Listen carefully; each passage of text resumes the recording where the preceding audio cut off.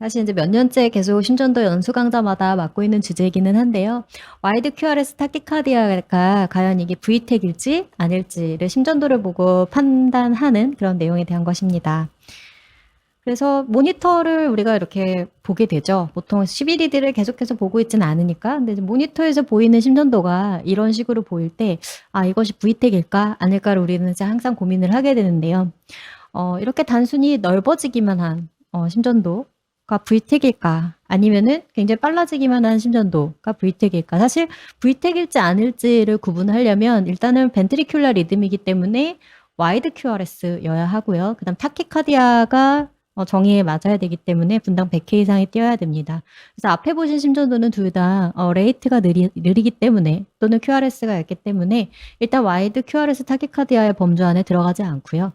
분당 100K 이상 뛰면서 그다음에 QRS의 넓이가 100ms, 120ms 이상이어야 합니다. 120ms라 그러면 약간 와닿기가 어려운데 우리가 일반적으로 찍는 심전도 속도에서 가장 작은 사각형이 보통 이제 40ms라고 생각을 하시면 되거든요. 그래서 3칸 이상이 되는 QRS를 가진 경우에 와이드 QRS 타키카디아라고 정의를 할 수 있습니다. 그 다음에 이제 이 리듬이 어디에서 왔는지를 판단해서 이게 V택인지 아닌지를 판단을 하셔야 됩니다. 그래서 이 어디인지가의 문제에 따라서 진짜 벤트리클에서 기인한 벤트리큘러 타키카디아인지 아니면은 서프라벤트리큘러 타키카디아하면서 이제 에이버런시가 있는 것인지 아니면은 다른 부전도로가 있는 경우인지 아니면 벤트리큘러 페이싱 리듬인 건지 이거는 이제 병적인 문제가 아니기 때문에 구분을 해줘야 되겠죠. 그런가 하면은 이제 EKG 아티팩트인 경우들이 있습니다. 그래서 지금 여기 예시된 그림처럼 부전도로가 있는 경우들, 그래서 와이드 QRS 타키카디아가 나타나지만 서프라벤트리큘러 리듬일 수 있고요. 그다음에 이제 에이버런시에 대해서 좀 궁금하실 수 있는데, AP에서 이제 잘 나타나는 아슈만 피노미난에서 이제 마치 지금 심전도를 보시면은 APB다가 V택이다가 APB다 이렇게 생각을 하실 수가 있는 모양의 A에 보이죠. 근데 이 심전도는 사실 앞에 이제 빠르게 느리게 RR 인터벌이 생기다가 다시 빨라지는 상황이 벌어지면서 이때 부름기가 각 전도로마다 달라지는 거예요. 그래서 한쪽에서는 전도가 빨리 일어날 수 있지만 다른 쪽에선 블럭이 되어 있는 상태여가지고 늦게 일어나면서 QRS 와이드닝이 일어납니다. 그래서 APB에서 느린 RR 인터벌을 가지고 있다가 빠른 인터벌이 바로 다음에 올 때 나타나는 아슈만 피노미난에서 우리가 서프라벤트리큘러 리듬이면서 에이버런시가 있는 경우를 생각을 하실 수가 있고요. 그 다음에 이제 부름기는 이 심장의 RR 인터벌에 따라서 짧아졌다 늘어났다 이렇게 아코디언처럼 왔다 갔다 합니다. 그래서 더 느리게 가다가 리듬이 빨라지는 순간 혹은 빠르게 가다가 더 느려지는 순간에 다 이제 컨덕션 딜레이가 일어나게 되면서 이렇게 다시 QRS 와이드닝이 일어날 수 있습니다. 근데 이때는 이제 LBBB 패턴이 더 많이 일어난다고 합니다. 그래서 B 같은 경우에는 빨라지면서 나타나는 거, 그리고 C 같은 경우에는 느려지면서 나타나는 피노미나입니다. 이것들을 V택이랑 구분하는 방법은 가장 쉬운 거는 레귤러러티예요. 그래서 B랑 C는 사실 레귤러러티가 크게 떨어지지 않으면서 P-웨이브와의 인터랙션이 있는 거를 보실 수가 있습니다. 다음으로 넘어가서 확인을 해보면 자 이런 경우도 있을 수 있죠. 원래 BBB가 있었어요. 원래 BBB가 있다가 이게 이제 뭐 PSVT로 넘어가면서 이제 빨라지는 거죠. 맥박이. 빨라져서 보면은 BBB가 있는 맥박이 빨라지면서 보면 와이드 QRS 타키카디아기 때문에 V택처럼 보일 수가 있는데 요거를 감별하기 가장 좋은 방법은 원래 처음에 정상 리듬일 때 심전도가 BBB가 있었는지를 같이 보시면 되겠습니다. 또 그런가 하면은 이제 모니터링에서 자주 나오는 일인데요. 뭐 건드려지거나 이러면은 아티팩트가 그림처럼 생겨요. 그래서 이렇게 마치 non-sustained V택이 있는 것처럼 보여서 V택이 자꾸 지나가요라고 뭐 노티파이를 받거나 보시게 될 수 있는데 잘 보시면은 원래 QRS, 네로 QRS들이 이 중간중간 아티팩트 사이에도 보이는 걸 보실 수 있습니다. 그래서 이걸로 감별을 하실 수가 있습니다. 그다음에 이제 벤트리큘러 페이싱 리듬은 페이싱이 되는 그 신호가 가끔 나타나니까 그것도 같이 확인을 할 수 있습니다. 자, 그래서 이게 벤트리큘러 리듬인지 서프라벤트리큘러 리듬인지 어디서 기인했는지가 결국에는 V택인지 아닌지를 우리가 판별하는 가장 키 포인트가 될 텐데요. 한 환자의 예를 들어가지고 요 예시 심전도에서부터 리딩을 하면서 저희가 어떻게 하면 감별할 수 있는지를 살펴보도록 하겠습니다. 그래서 이 심전도는 이제 54세 남한의 심전도고요. 이스케믹 카디오마이오피스가 있는 환자였고 잘 보시면 이제 벤트리큘러 타키카디아가 있다가 아미오다론을 주면서 이제 리듬이 컨트롤 되면서 갑자기 이제 A 플러터가 나오는데 이때 이제 블럭이 같이 있는 케이스로 플러터 리듬만 나오는 거죠. 그러다가 V택이 반복되면서 요 전환기의 리듬이 같이 찍혔습니다. 그래서 요 내용들을 보면서 이제 포인트를 짚어 가도록 하겠습니다. 자, 그럼 벤트리클에서 기인한 리듬인지 아니면 서프라벤트리클에서 기인한 리듬인지를 어떻게 따질 것이냐. 여기서 키포인트는 두 가지로 생각을 하실 수 있는데요. PAV와 QRS가 같이 움직이는지를 따져보는 것, 그래서 심방과 심실의 코릴레이션입니다. 두 번째로는 전도로를 어떻게 타고 가는지를 생각을 할 수 있는데요.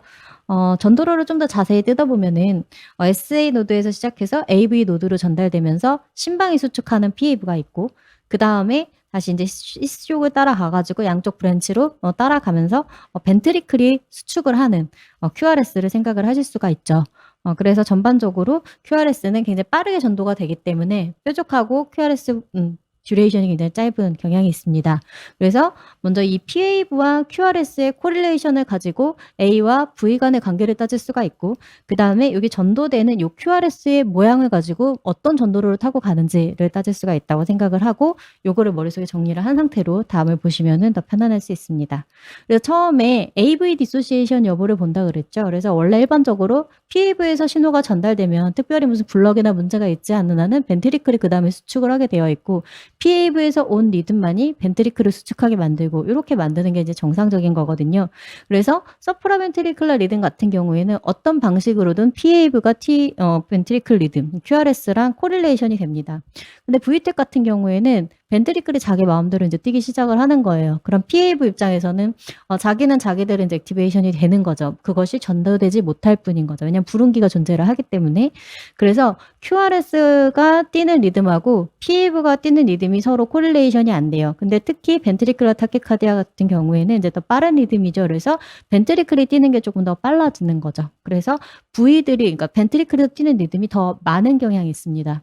그래서 그 두 가지의 코릴레이션이 깨져 있는 경우가 있다 그러면은 먼저 V택을 의심을 할 수가 있고요. 그래서 원래 이제 아트리알 레이트를 따져보시면 사실 심전도를 잘 쳐다보고 계시면 PAV들이 중간에 QRS 사이에 껴있는 것들을 찾을 수가 있는데요. 이런 식으로 이제 V1, V2 리드가 이렇게 가는 걸 보면 중간중간 뾰족뾰족 보이는 PAV가 있습니다. 근데 이 PAV의 간격이 RR 인터벌보다 더 길어요. 그래서 PAV는 PAV대로, 그 다음에 벤트리클은 벤트리클대로, QRS는 QRS대로 움직인다. 이렇게 생각을 하시면 되고요. 그 다음에 그런 것들을 따져보면 되는데, 앞에서 보셨던 예시에서도 비슷한 모양이 보이거든요. 그래서 여기 보면 이게 3이라고 표시되어 있는 이 PAV들의 간격이 원래 보이는데, PAV가 뛰는 것과 별개로 QRS가 따로 뛰는 것 확인하실 수 있겠죠. 이 사람 같은 경우는 사실은 이제 PAV가 조금 더 빠른데요. 이분은 언더라잉하게 플러터가 지금 있죠. 플러터가 있어서 사실은 PAV도 지금 비정상적으로 빨리 뛰고 있고 QRS는 QRS대로 따로 빨리 뛰고 있었던 리듬인 거죠. 그래서 어쨌든 이렇게 둘 간의 코릴레이션이 없이 각자의 속도를 가진다. 이렇게 생각을 하시면 되겠습니다. 그 다음에 이렇게 각자의 속도를 가지고 뛰다 보니까 가끔 운 좋으면 불운기를 피해서 PAV에서 만들어진 정상적인 전도로를 타는 리듬이 전도가 되는 경우가 있어요. 그래서 이 순간이 딱 캡처가 됐다. 그러면 캡처빗이 보이게 되는 거고요. 얘가 이렇게 오는데 벤트리클도 벤트리클대로 액티베이션 되면서 얘네 둘이 리듬이 합쳐졌다. 그럼 퓨전빗이라고 생각을 하시면 돼요. 그래서 뭔가 벤트리클 리듬이 막 나오는 가운데 뭔가 굉장히 정상적인 것 같은 QRS가 나오면 얘가 캡처된 캡처빗이고, 그 다음에 뭔가 둘 다 아닌 것 같이 뭔가 애매한 녀석이 하나 나오면 얘는 퓨전됐구나 이렇게 생각을 하시면 되고요. 요 심전도를 보시면 이제 그런 모습들이 전부 다 잘 보이는데요. 가다가 굉장히 이상한 모양의 다른 것들이 보이면 이게 이제 퓨전빗, 그리고 혼자 다른 QRS가 보이는 경우에 이제 캡처빗 이렇게 생각을 하실 수 있습니다. 자, 요렇게 V택인 심전도랑 그 다음에 이렇게 원래 BBB 패턴이 있으면서 타키카디아가 된 경우랑 비교를 해보면 좀 더 그 모양을 확실히 아실 수 있는데요. 보통 이렇게 BBB 패턴이 있으면서 서프라벤트리큘러 리듬으로 타키카디아가 발생한 경우에는 모양은 굉장히 일정합니다. 오히려 벤트리클보다. 그래서 그렇게 비교를 해보셔도 좋을 것 같고요. 그래서 지금까지는 이제 심방과 심실 간의 코릴레이션으로 구분하는 방법에 대해서 말씀을 드렸고요. 그다음에 전도로를 어떻게 타는지에 따라서 그 몰폴로지가 정해진다고 말씀드렸잖아요. 그래서 요것에 대해서 좀 더 자세히 살펴보도록 하겠습니다. 그래서 일반적으로 요렇게 원래 전도로를 따라가면 빠르기 때문에 뾰족하다고 말씀을 드렸었죠. 그래서 심전도상에서 기울기가 가파라요. 그래서 빠르게 치솟고 빠르게 내려오죠. 근데 심근에서 심근으로 전달되는 어느 방향으로든 내가 어느 점에서 기시를 해가지고 옆에 있는 심근을 계속 흥분시키면서 가는 건 아무래도 느립니다. 그리고 모양이 이쪽으로 가는 컴포넌트가 더 셌다가 뭐 이쪽으로 막 휘어졌다가 이게 왔다 갔다 할 거잖아요. 그래서 모양이 깔끔할 수가 없습니다. 그래서 느리고 모양이 깔끔하지 않게 전도가 되겠죠. 그러면 벤트리클에서 기시에서 전도되고 있는 리듬들은 상대적으로 기울기가 완만하면서 지저분하겠구나 이렇게 생각을 하고 들어가시면 되겠습니다. 그래서 요거를 몰폴로지를 잘 판단을 하려면 먼저 정상적인 이제 번들 브랜치 블럭이 있는 경우를 가지고 심전도가 어떻게 만들어지는지를 이해를 하시면 조금 더 편하네요. 그래서 먼저 LBBB 패턴하고 RBBB 패턴이 어떻게 형성되는지를 설명드리고 그 다음에 몰폴로지를 설명드리도록 하겠습니다. 그래서 정상적인 컨덕션에서는 사실 V1은 이제 모두 다 잘 알고 계시겠지만 처음에 심장이 약간 septum에서 내려올 때 그때 약간 우측으로 향해 내려오다가 그다음에 양쪽으로 갈라지면서 가죠. 근데 양쪽으로 갈라지면서 갈 때 우심실은 상대적으로 전도가 굉장히 약해요. 그렇죠? 심근이 얇기 때문에 그래서 상대적으로 QRS의 크기는 좌측 벤트리클로 가는 것이 훨씬 크기 때문에 그것이 도미넌트하게 나타나는 거거든요. 그래서 V1 입장에서 보면은 조금 다가오는 듯 했는데 진짜 수축은 네거티브로 쭉 간다. 그래서 큰 S웨이브가 뾰족하게 나오죠. 그럼 V6에서 보면은 처음부터 약간 뭐 우측으로 가는지 안 가는지 모르겠지만 처음부터 자기에게 다가오는 큰 리듬만 보이는 거예요. 그래서 뾰족한 R 웨이브가 나오게 되고 요게 이제 정상이거든요. 그래서 V6로 가면 포지티브가 되고 V1에선 네거티브고 중간쯤에 한번 전환점이 있는 그런 것이 이제 정상적인 노멀 컨덕션이라고 하면 먼저 LBBB를 생각을 해보시면요.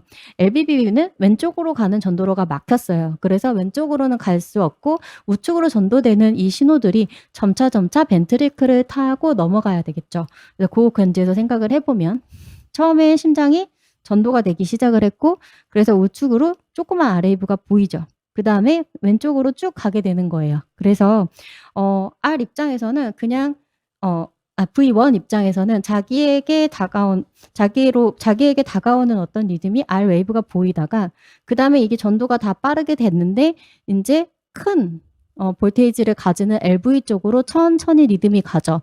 그래서 S웨이브가 굉장히 큼지막하고 그 다음에 QRS가 넓게 나오는 겁니다. 그래서 LBBB가 생기게 되면 원래 뾰족하게 쭉 가는 리듬만 보여야 되는데 R웨이브가 어느 정도 보이는 듯 하다가 그 다음에 바로 넓고 큰 S웨이브가 보여버리는 거죠. 그래서 V1이 네거티브가 돼버리는 게 특징입니다.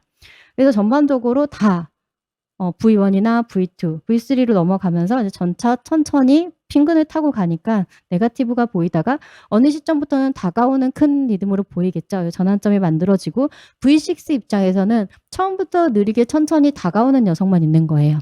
그래서 V1에서는 네거티브, V6에서는 포지티브를 보입니다.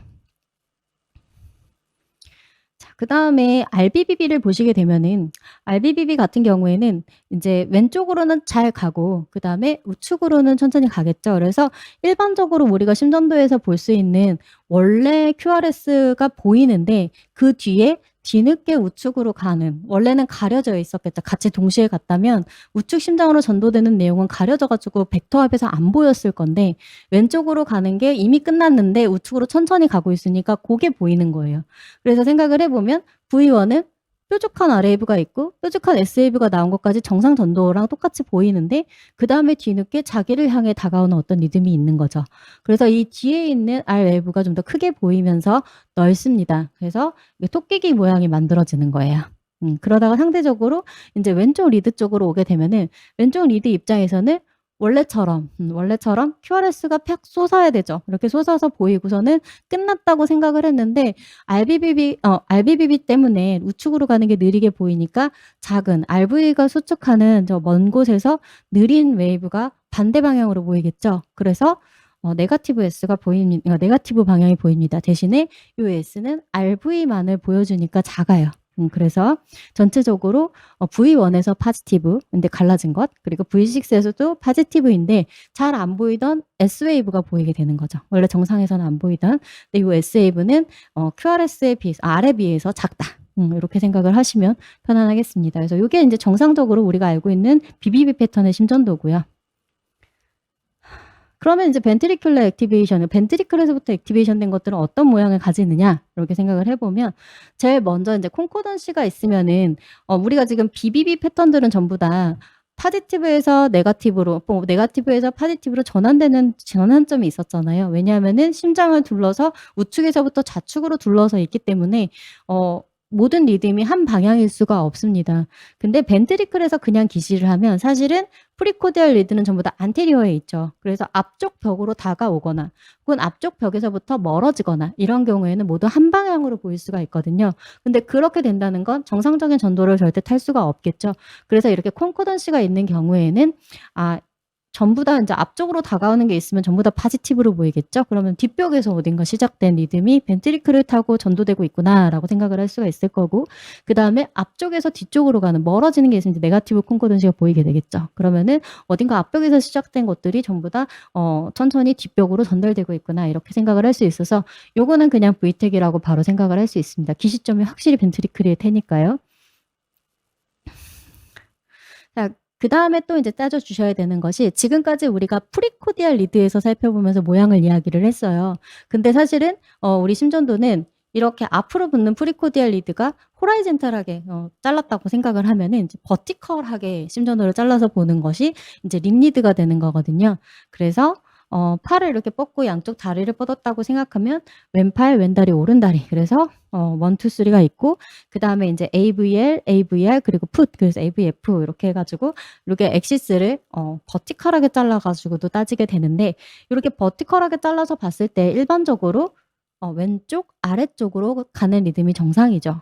근데 가끔 이제 완전히 아랫벽에서부터 시작해서 위로 치솟아 올라오게 되면은 왼쪽 입장에서 볼 때는 우측으로 가고, 그쵸, 에이픽스 쪽에서 시작이 됐다면 그 다음에 방향은 윗방향으로 올라오는, 그래서 이게 노스 웨스트가 되면은 오른쪽 윗방향을 향해 가는 리듬이니까 우리가 일반적인 전도로 방향의 반대 방향이 되는 거죠. 그래서 여기는 이제 노맨스랜드라 그래가지고 이렇게 전도되는 버티컬 액세스가 있다면 요것은 V택이다라고 생각을 하실 수가 있고요. 그 다음에 이제 살짝 조금 어려운데 LBBB 패턴에 보이는 경우에 라이트 엑시스 데비에이션, 이게 버티컬에서 이제 라이트 엑시스 데비에이션이 있는 경우라면, 혹은 RBBB 패턴에 보이는 경우에 레프트 엑시스 데비에이션이 있는 경우라면 역시 V택으로 생각을 할 수 있다. 이렇게 생각을 할 수 있어요. 그래서 심전도를 가로로 자를 때랑 세로로 잘라가지고 그 QRS 모양을 가지고 이게 전도로를 어떻게 타고 있구나, 방향이 어떻구나, 어디서 기인했겠구나 이런 것들을 조금 힌트를 가질 수가 있습니다. 그 다음으론 벤트리큘러 액티베이션의 속도가 느리면 느릴수록 V택일 가능성이 높겠죠. 그래서 QRS 듀레이션이 많이 길어지면 V택일 가능성이 높아집니다. 그래서 RBB 패턴에서는 140ms 이상일 때, 그리고 LBB 패턴에서는 좀 더 길어져서 160ms 이상일 때, 요거는 좀 더 V택을 페이버 하는구나 이렇게 생각을 하실 수 있습니다. 자, 그럼 이렇게 계속 살펴보면서 이야기를 한 걸 보면 호라이젠탈하게 번들브랜치 블럭이 있는 경우의 모양들하고 벤트리큘러 타키가디아는 뭔가 다르겠죠. 요거로 감별할 수 있는 거랑 그 다음에 버티컬한 엑시스에서 방향에 따라서 벤트리클에서 기시했는지 아닌지 이런 걸 따질 수 있는 거랑 이런 힌트를 조금 얻으셨을 텐데요. 요게 이제 알고리즘으로 들어가서 알고리즘을 설명하는 내용들을 같이 보려고 하면 약간 어렵게 느껴질 수가 있는데 결국 계속 같은 이야기를 한다는 걸 좀 보여드리면서 한번 설명을 드리도록 하겠습니다. 그래서 알고리즘은 보통 많이 어렵다고 생각을 하시는데요. 사실 알고리즘의 키포인트들을 보면은 우리가 앞에서 얘기했던 AV 디소시에이션을 포인트로 놓고 있고 그 다음에 QRS의 컨피규레이션을 그 다음 포인트로 두고 있습니다. 그래서 일반적인 BBB 패턴하고 V택이 다른 것들을 가지고서는 이야기를 하고 대부분은 천천히 전도되면서 거칠게 보이고 나중에 빨라지는 양상을 보인다라는 걸 가지고 많이 따집니다. 그래서 하나하나 조금 뜯어보도록 하겠습니다. 그래서 먼저 이제 웰렌 알고리즘을 보시게 되면은 스페시피서티는 매우 높았는데 이제 센서티비티는 조금 습니다. 그래서 먼저 QRS 듀레이션을 가지고 따졌고 그다음에 AV 디소시에이션이 컴포넌트로 들어가 있고요. 그다음에 인제 몰폴로지를 가지고 따지게 되는데 아까 앞에서 일반적인 정상적인 BBB 패턴들이 어떻게 보인다라는 거를 기억을 하시면 예를 들어 인제 RBBB 몰폴로지를 생각하면 아까 RBBB는 V1에서 파지티브고 그다음에 V6에서는 파지티브고 S웨이브가 작게 나타난다 이렇게 말씀을 드렸었죠. 근데 여기서 인제 V1이 하나의 커다란 R 웨이브처럼 보이는 거죠. 그래서 원래 RBBB는 특징적으로 정상 전도로를 먼저 보여준 다음에 뒤에 쪼끔 RBBB처럼 오는 벤트리클 향해 오는 것이 보여야 되는데 처음부터 RBBB를 향해 거대하게 다가와 버리는 거예요. 오른쪽을 향해서. 그래서 V1에서 보면은 큰 R 웨이브가 보인다든지 그럼 아니면 앞에 보이는 것이 넓고 커진다든지 이런 경우가 되면은 인제 '잘못됐다.' 이렇게 생각을 하실 수가 있고 V6의 패턴이 전형적으로 R 웨이브가 매우 크면서 빠른데 뒤에 작은 S 웨이브가 붙는 거였잖아요. 근데 반대로 인제 벤트리클에서만 기시를 하게 되면은 이 S의 컴포넌트가 되게 커집니다. 그래서 여기서도 인제 고런 것들이 얘기를 하고 있죠. 아니면 인제 그냥 큰 R 웨이브만 보인다든지. 이제 LBBB 몰폴로지에서는 LBBB는 특징적으로 V1에선 네거티브 그리고 V6에서 파지티브가 보여져야 되는데 일단 V6가 네거티브가 되면 이상한 거죠. 그리고 V1에서 인제 R 웨이브가 처음에 전달되는 것들이 느려지는 거. 그리고 S가 더 R이 좀 큰 R이 보인다든지 아니면 S가 내려가는데 더 천천히 내려가면서 중간중간 너치가 보인다든지 이런 것들로 판단을 합니다. 그래서 웰렌 알고리즘은 QRS 듀레이션을 가지고 힌트를 가지고 그다음 AV 디소시에이션 찾는 거는 쉽잖아요. 요거 두 가지를 가진 다음에 그다음 V1에서 파지티브인지를 가지고 따져 가지고 RBBB인지 LBB인지 나누고 그다음 정상적인 RBBB에서 제가 포인트로 강조드렸던 작은 V6에서 작은 S 웨이브 그리고 V1에서 토끼기 모양 요것을 벗어난 그런 형태를 보인다. 혹은 정상적인 LBB에서 보이는 V1에서 네거티브 그리고 V6에서 파지티브가 깨진 모양을 보인다. 요런 것들을 보이면 'VTEC이구나. 이렇게 따지는 알고리즘이구나.' 이렇게 이해를 하시면 조금 쉬울 것 같습니다. 그다음에 이제 우리가 제일 많이 보는 브루가다 알고리즘인데요. 브루가다 알고리즘은 처음에 콘코던시를 얘기를 합니다. 그래서 콘코던시가 왜 VTEC을 얘기하는지 앞에 설명을 드렸으니까 요거는 간단히 넘어가도록 하고요. 그다음에 또 하나 특징은 인제 R에서 S까지 내려가는 인터벌이 길어지는 것을 인제 또 하나의 크라이테리아에 넣었습니다. 요게 의미하는 건 뭐냐면요.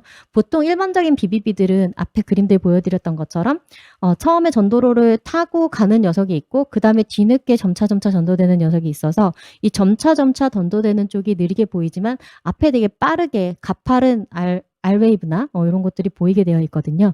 근데 벤트리클은 처음부터 시작해 가지고 계속 느리게 가요. VTEC 같은 경우엔.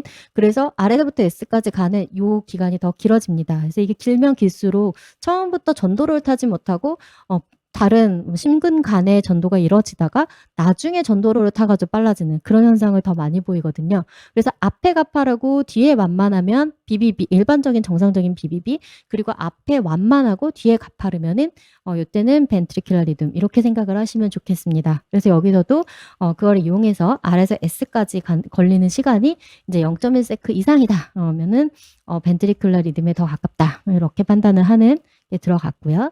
그다음에 인제 몰폴로지가 나왔습니다. 그래서 가장 외우기 쉬운 거는 BBB 패턴인데 그러니까 V1에서 파지티브인데 왼쪽 토끼 귀가 더 크거나 아니면은 거기서 R 웨이브 덩어리로만 보이거나 V6에서는 네거티브가 너무 크거나 이런 경우에는 벤트리클에서 기인한 리듬일 가능성이 높다.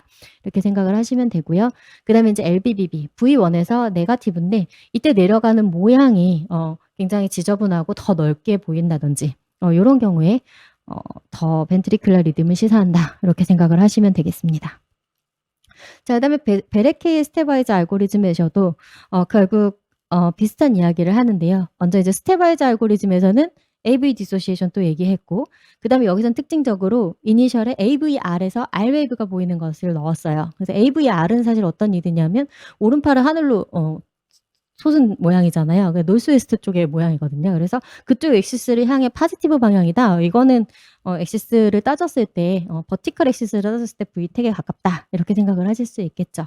그다음에 인제 다시 QRS 몰폴로지를 따지고 그다음에 여기서 하나 더 차용한 거는 볼테이지 속도예요. 그래서 처음에 전도되는 게 빠르고 나중에 전도되는 게 느리다. 이러면은 BBB에 가깝고 처음에 전도되는 게 느리고 그다음 나중에 전도되는 게 빠르다. 이러면은 벤트리큘러 리듬에 가깝다. 이렇게 기억을 하면 VR의 VT 레이셔가 이제 1보다 작다. 1보다 크다. 요거로 따질 수 있겠죠. 그래서 이렇게 생각을 해보면 되겠고 대부분 처음에 전도되는 게 느린 것이 벤트리큘러 리듬이기 때문에 V1을 VT로 나눴을 때 이것이 이제 1보다 작게 되면은 벤트리큘러 리듬에 가깝다. 이게 알고리즘에 들어와 있는 겁니다. 그래서 베르케이는 다시 2008년에 AVR만 가지고 따지는 알고리즘을 다시 만들었어요. 그래서 이니셜 R 웨이브를 조건으로 두고 그다음에 이니셜 R 웨이브가 아니더라도 처음 웨이브가 좀 느리면 그쵸? 그다음에 모양이 이상하면 그리고 처음 전도 속도가 나중 전도 속도보다 느리면 전부 다 벤트리큘러 리듬을 시사한다라고 이야기를 했습니다. 근데 사실 이거 전도로 모양들을 잘 생각을 해보시면 잘 이해하실 수 있을 것 같습니다. 그래서 요거는 이제 모양을 좀 더 잘 설명드린 건데 앞에서 제가 열심히 설명드렸으니까 조금 넘어가 보도록 하겠고요. 요것만 보여드릴 건데요. 처음에 이니셜에 이제 처음에 볼테이지가 올라가는 속도하고 그다음 나중에 전도되는 속도, 나중에 더 가파르죠. 이런 경우에 이제 VTEC에 가깝고 반대로 이제 앞에가 더 서가지고 VI 값이 더 커지면 그냥 일반적인 BBB에 가깝다 이렇게 생각을 하시면 되겠습니다. 자, 그래서 이렇게 알고리즘들을 따져서 보면은 결국에는 AV 디소시에이션하고 QRS 컨피규레이션으로 따진다라고 생각을 하시면 되고 항상 기억하실 거 천천히 거칠게 나중에 빠르게 이렇게 전도가 되는 경우에 벤트리큘러 리듬에 더 가깝다 이렇게 생각을 하시면 되겠습니다. 각 알고리즘들의 센서티비티나 뭐 스페시피시티들을 비교한 건데요. 정확도들은 대부분 많이 비슷합니다. 그래서 앞에서 우리가 봤던 심전도를 바탕으로 다시 이야기를 해보면 이제 중간에 이제 리듬이 전환됐을 때 원래 네로 QRS 컴플렉스가 보이는지 여부랑 그다음에 RR 인터벌하고 그다음에 아티리얼 리듬 간의 인터벌이 다른 거 그리고 AV 디소시에이션에서 보이는 이제 P웨이브가 QRS R 웨이브랑 상관없이 따로따로 나오는 것들 그리고 버티컬 엑시스를 따져보면은 사실 이제 1, 2, 3가 다 네거티브거든요. 그렇기 때문에 이거 사실 노스 웨스트여가지고 생각을 해보면 벤트리큘러 리듬에 가깝고 그 다음에 V1에서 파지티브니까 RBBB 패턴인데 V1이 이제 크죠. 그리고 큰 하나의 R로만 보이죠. 그래서 이런 거에서도 더 벤트리큘러 리듬에 가깝고 그 다음에 이제 R에서 S까지 내려가는 기간이 길어졌죠. 그래서 앞에 천천히 거치게 내려간다. 역시 벤트리큘러 리듬에 가깝다. 그래서 앞에 요 심전도는 VTEC으로 읽을 수가 있습니다. 좀 더 한눈에 보실 수 있도록 일반적인 RBBB 타키카디아랑 그 다음에 벤트리큘러 리듬을 RBBB 패턴의 벤트리큘러 리듬을 비교해서 보실 수 있게 붙여놨고요. 역시 이제 일반적인 LBBB 패턴하고 그 다음에 이 LBB 패턴의 벤트리큘러 타키카디아를 보실 수 있게 두었는데 구분을 해보시면 좋을 것 같습니다. 그래서 요 심전도를 보시면 제가 앞에서 설명드렸던 여러 가지들을 한꺼번에 보실 수가 있는데요. 일단은 PV 여기 뾰족뾰족 따로 나오죠. AV 디소시에이션이 있구나 이렇게 생각을 하실 수 있고 그 다음에 리드 2랑 리드 1에서 좀 더 네거티브가 보여요. 노스 웨스트 엑시스를 보일 수 있고요. 그 다음에 AVR에서 파지티브가 보여요. 베르케이가 얘기했던 베르케이 알고리즘에 해당하고 이것도 이제 노스 웨스트를 시사를 하는 거죠. V1이 파지티브예요. RBBB 패턴인데 R만 크게 보여요. 그쵸. 그리고 V6에서는 R보다 S가 훨씬 크죠. 그래서 이런 것들을 몰폴로지 따져보면은 요거는 VTEC이겠구나 이렇게 생각을 하실 수 있고요. 자, 그다음에 반대로 요 심전도를 보시게 되면은 아까 보였던 특징들이 없죠. 이제 V1에서 파지티브고 VT에서도 파지티브고 그다음에 V1에서 파지티브 때문에 BBB 패턴인데 보시면은 처음에 뾰족한 R 웨이브가 따로 나오죠. 그리고 V6에서도 S가 더 작습니다. 요거는 이제 BBB가 있는 타키카디아에 더 가깝다. 이렇게 생각을 하실 수 있고요. 그런가 하면은 이제 요 리듬을 보시면 요 리듬에서는 이제 SVT를 시사하는 양상하고 그 다음에 VTEC을 시사하는 양상들이 같이 있습니다. 그래서 하나하나 따져보면은 먼저 그 R 웨이브 피크까지의 시간이 상당히 이제 초반이 더 짧죠. 그래가지고 SVT에 더 가깝고요. 근데 이제 파란색 같은 경우에 보시면은 리드 1에서 이제 뒤쪽에 R 웨이브가 큰데 이제 앞에 있는 뾰족한 R 웨이브가 잘 보이지 않아요. 그쵸? 그래서 요거는 벤트리큘러 타키카디아에 가깝고, 그다음에 이 뒤쪽으로 가 가지고 인제 V6 같은 경우에는 S 웨이브가 R 웨이브보다 좀 더 작죠. 요거는 서프라벤트리큘러 타키카디아에 가깝습니다. 그래서 사실은 여러 가지로 요거가 가지고서는 벤트리큘러 타키카디아다, 서프라벤트리큘러 타키카디아를 따지기가 어려운데, 그다음에 보시면은 인제 레트로그레이드 P 웨이브가 이제 보이는 게 있는데요. 요것들이 인제 2:1 커넥션으로 서로 연결이 되어 있는 거를 보실 수가 있습니다. 그래서 이 레귤러러티가 서로 비슷하기 때문에 요거는 VTEC이 아니라 SVT로 좀 더 판단을 하기가 쉬울 것 같습니다. 자, 그다음에 인제 어디서 기시했는지를 따지는 법을 같이 좀 공부를 해 보려고 가지고 왔다가, 사실은 인제 요거를 다 자세히 설명드리기는 많이 어려울 것 같고요. 일반적으로 우리가 인제 어디서 기시한 리듬인지 따질 수 있는 두 가지 방법을 말씀을 드렸었잖아요. 호라이젠탈하게 자른 거랑 그다음 버티컬하게 자른 것, 요거 두 가지를 가지고 같이 생각을 하시면 좋을 것 같고, 그다음에 어디서 기시해서 오는지에 따라서 포지티브였다가 네거티브로 전환되는 시점이 아마 달라질 거예요. 그래서 그러한 것들을 가지고 우리가 어디서 기시한 리즘인지 따질 수가 있는데요. 요렇게 알고리즘을 만들어서 생각을 할 수가 있습니다. 그래서 요 그림을 보시면은 이제 뭐 예를 들어 포지티브한 리드 1에서 포지티브하다라고 생각을 하면은 왼쪽으로 오는 리듬이죠.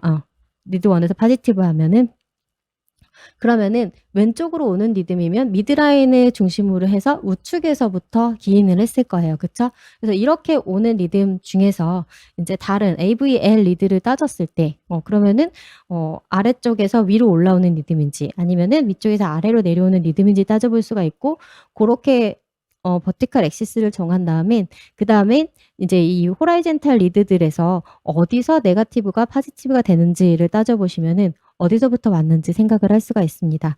그래서 사실은 이거를 전부 다 따져 가지고 우리가 어디서 기시했는지 아는 거는 좀 더 심장내과에서 EP 파트를 보시는 분들이 어디에 어블레이션을 해야 되는지 이런 것들을 따질 때 힌트가 될 수 있는 부분이라고 생각을 하고, 제가 이런 예시들을 드린 거는 사실 인제 우리가 심전도를 보면서 무엇을 생각해야 되고 방향을 가지고 QRS 방향을 가지고 어떤 것들을 얻을 수 있는지를 같이 좀 캐치하셨으면 해 가지고 요 예시를 간단하게 보여 드립니다. 그래서 요거는 인제 제가 참고했던 레퍼런스들이고요. 사실 인제 매년 비슷한 내용의 강의들을 하면서 레퍼런스들을 인제 계속 찾아보고 있는데, 좀 더 좋은 예시 이런 것들이 있으면 이렇게 레퍼런스가 하나씩 추가되다 보니까 좀 더 많아졌어요. 그래서 참고해서 한 번씩 읽어 보시면 대부분 잘 정리되어 있는 논문들이기 때문에 공부를 하시는 데 많은 도움이 될 거라고 생각합니다. 네, 이상 강의를 심장내과에서 부정맥 진료를 보고 있는 김대훈이라고 합니다. 제가 맡은 강의는 ICD 삽입이 필요한 순간, 특히 증내 중심으로 배우는 적응증에 대해서 말씀드리도록 하겠습니다.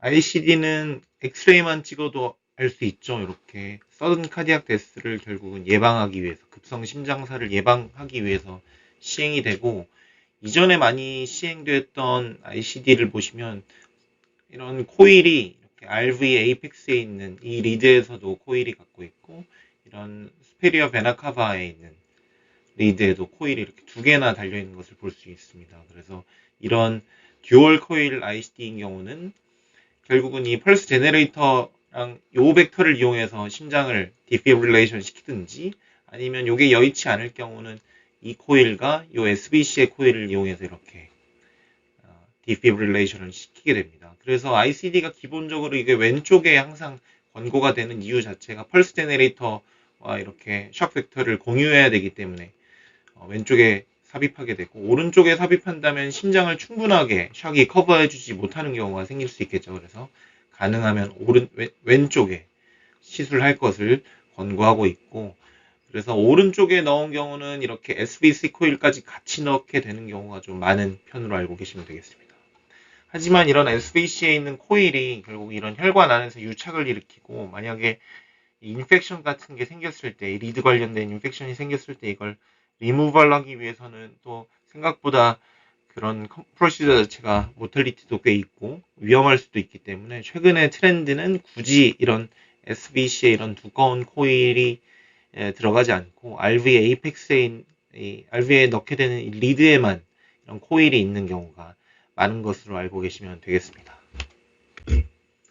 그래서 적응증을 보시면 결국 크게는 두 가지로 나누게 됩니다. 이미 한 번은 급성심장사든 이런 치명적인 심실빈맥, 심실세동을 겪었던 2차 예방이 필요한 게 주가 되겠고, 그거 말고도 계속된 연구 결과를 통해서 아직 이런 걸 겪지 않았지만 이런 급성 심장사를 겪을 가능성이 높다고 판단되는 환자에 있어서 ICD를 넣는 게 결국은 전체 사망률을 줄인다는 수많은 연구 결과를 통해서 이렇게 1차 예방 역시 활성화돼서 ICD를 삽입을 많이 하고 있습니다. 역시나 응급실 선생님들이나 보게 되는 주된 케이스들은 결국 응급실로 실려오게 되는 이런 VT 어레스트 환자들에 대한 이런 세컨더리 2차 예방 프리벤션이 가장 많겠습니다. 그 항목에 대해서 좀 뭐 지겨울 수는 있지만 다시 한번 보시면 이미 겪은 경우 VF와 VT 어레스트를 겪은 경우에 다시 한번 발생할 가능성이 있다면 이에 대한 예방이 필요하겠죠. 그래서 다시 한번 발생할 가능성이 있다는 것을 이렇게 단서로 달아두게 되는데 비가역적이고 일시적이지 않은 원인에 의해서 급성심장사를 겪었던 환자 1번 적응증이 되겠고 2번은 이런 하펠리어나 밸브 디지즈가 심하다든지 하이퍼트로피 카디오마이오패시 등 이런 구조적 심장 질환이 있는 경우에서 자발성 30초 이상 지속되는 VT가 관찰된 경우도 2차 예방을 필요로 한다. 그리고 또 MI가 빠질 수 없겠죠. MI 48시간 이내에 발생하는 VF나 VT는 조금 저희가 MI에 대한 재관리를 충분히 시키고 나서 어느 정도 추후에는 발생할 가능성이 적다고 보지만 48시간 이후에 MI가 심근경색을 맞고 나서 48시간이 지났는데도 VT가 리커런트하게 발생한다든지 VF가 발생하는 경우는 역시 2차 예방이 꼭 필요하다. 가이드라인 내용이 되겠습니다. 그리고 노멀 하트인 경우에 있어서도 서스테인 VT가 특히 이디오패틱한 아웃플로 트랙 VT가 많이 발생할 수 있는데 이런 VT 역시 아주 약을 쓰든 어블레이션 해보든 아주 계속 재발해서 발생하는 경우 역시 2차 예방이 좀 필요할 수 있겠다. 그리고 마지막으로는 이런 채널로 패스가 있는 그러니까 유전적인 VF, VT가 발생할 수 있는 가능성이 높은 롱큐티 신드롬이나 이렇게 운동할 때 많이 발생한 카텔라미너직 폴리멀픽 VT의 환자에 있어서 이런 환자들의 약제에 있어서는 트리트먼트 오브 초이스가 베타블로커가 되는데 베타블로커를 드시는데도 계속 싱커피를 하거나 VT가 발생할 경우는 또 2차 예방이 필요한 경우가 되겠습니다. 그래서 보시면 조금 슬프게도 제 먼저 첫 케이스는 삭감을 맞았던 사례입니다. 환자는 35세 여자이고 VF 어레스트로 응급실로 오셔서 ICD를 치수했던 환자인데 이렇게 삭감을 맞았습니다. 조정 금액이 2,500만 원 정도 됩니다. 그래서 박동기는 800만 원 정도에서 사실은 박동기 어쩌다 삭감 나라면 사실 제가 병원에 벌어다 주는 돈이 얼마인데 뭐 800만 원 정도 병원에서 알아서 하라 그래 라고 생각한 경우도 가끔씩은 있는데 2,500만 원은 좀 이렇게 임팩트가 큽니다. 그래서 조정 사유는 어레스트가 사실은 하이포칼레미아에 의한 일시적인 롱큐티 환자가 되게 술을 많이 드시고 내원했었고 손발이 저림 증상이 확인되고 이런 트랜지언찬 코스에 의한 톨사대빵이어서 가역적인 원인이 있는 심실빈맥으로 판단돼서 삭감을 받게 되었습니다. 그래서 환자를 보시면 이렇게 사이너스 리듬이 가다가 PBC도 이렇게 한 번씩 발생하고 하다가 이렇게 폴리몰픽한 VT가 발생하다 VF로 이렇게 디제너레이션 되는 것을 볼 수 있고 환자는 별 과거력은 없었는데 좀 술을 많이 드셨고 신경안정제도 같이 드시고 있었고 거의 못 움직일 정도로 술을 계속 드시고 그래서 아버지가 새벽에 이렇게 도착했을 때 거의 이때는 의식은 있으셨다고요. 의식은 있고 얼럿하고 의사소통도 가능한데 119로 이송하는데 갑자기 의식이 사라지고 호흡도 없고 CPR을 시행하고 119가 이렇게 구조대원분들이 AED를 달았을 땐 이런 소견이 관찰돼서 샥이 들어갔습니다. 그래서 레스트 타임은 한 8분 정도였고 결국 이 삭감의 주된 사유가 됐던 포타슘 레벨이 2.4밖에 되지 않고 아네미아도 심하고 뭔가 아무튼 제너럴 컨디션이 되게 메타볼릭 컨디션이 좋지 않았던 환자로 보입니다. 그래서 딱 VF나 어쨌든 어레스트 났던 환자분들의 첫 EKG가 보통 이런 식이죠. 사이너스 리듬이 아니고 뭔가 벤트리클 어딘가에서 나오는 이디오패틱 이런 벤트리클 리듬, 이 주로 관절, 뭐 정션, AV 정션일 수도 있겠고 또는 벤트리클 어딘가에서 나오는 벤트리클라 리듬일 수도 있겠고, 여기 보시면 사이너스 P 웨이브가 중간중간에 이렇게 하나씩 이렇게 숨어 있는 것을 볼 수 있어서 사이너스보다 조금 더 빠른, 사이너스는 약간 서프레션 돼 있고 조금 더 빠른 이런 리듬이 발생하고 있다, 그런 상태입니다.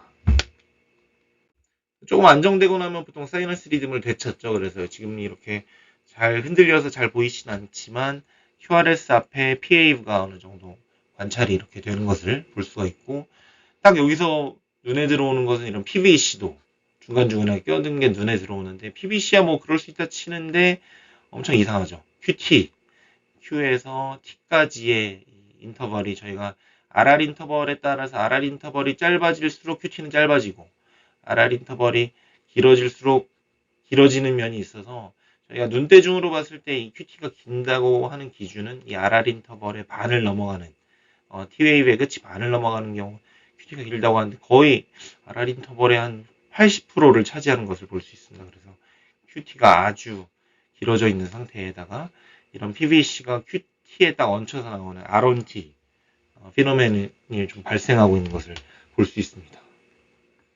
이것도 역시 뭐 하이포칼레미아 2.4였기 때문에 뭐 그럴 수 있다 칠 수 있습니다. 그래서 실제로 중환자실에 입원하고 나서도 QT가 이렇게 긴 상태에서 자꾸 PVC가 이렇게 한 번씩 나오다가 또 PVC가 뚝 떨어지고 폴리몰픽한 VT가 톨사대빵. 그래서 톨사대빵의 정의는 사실은 뭐 트랜지언트하든 이 컨제니털하든 어쨌든 QT가 길어진 상태에서 발생하는 폴리몰픽한 VT를 이런 톨사대빵이라고 정의하고 있고, 이 환자의 경우도 이런 톨사대빵이 발생한 것을 볼 수 있습니다.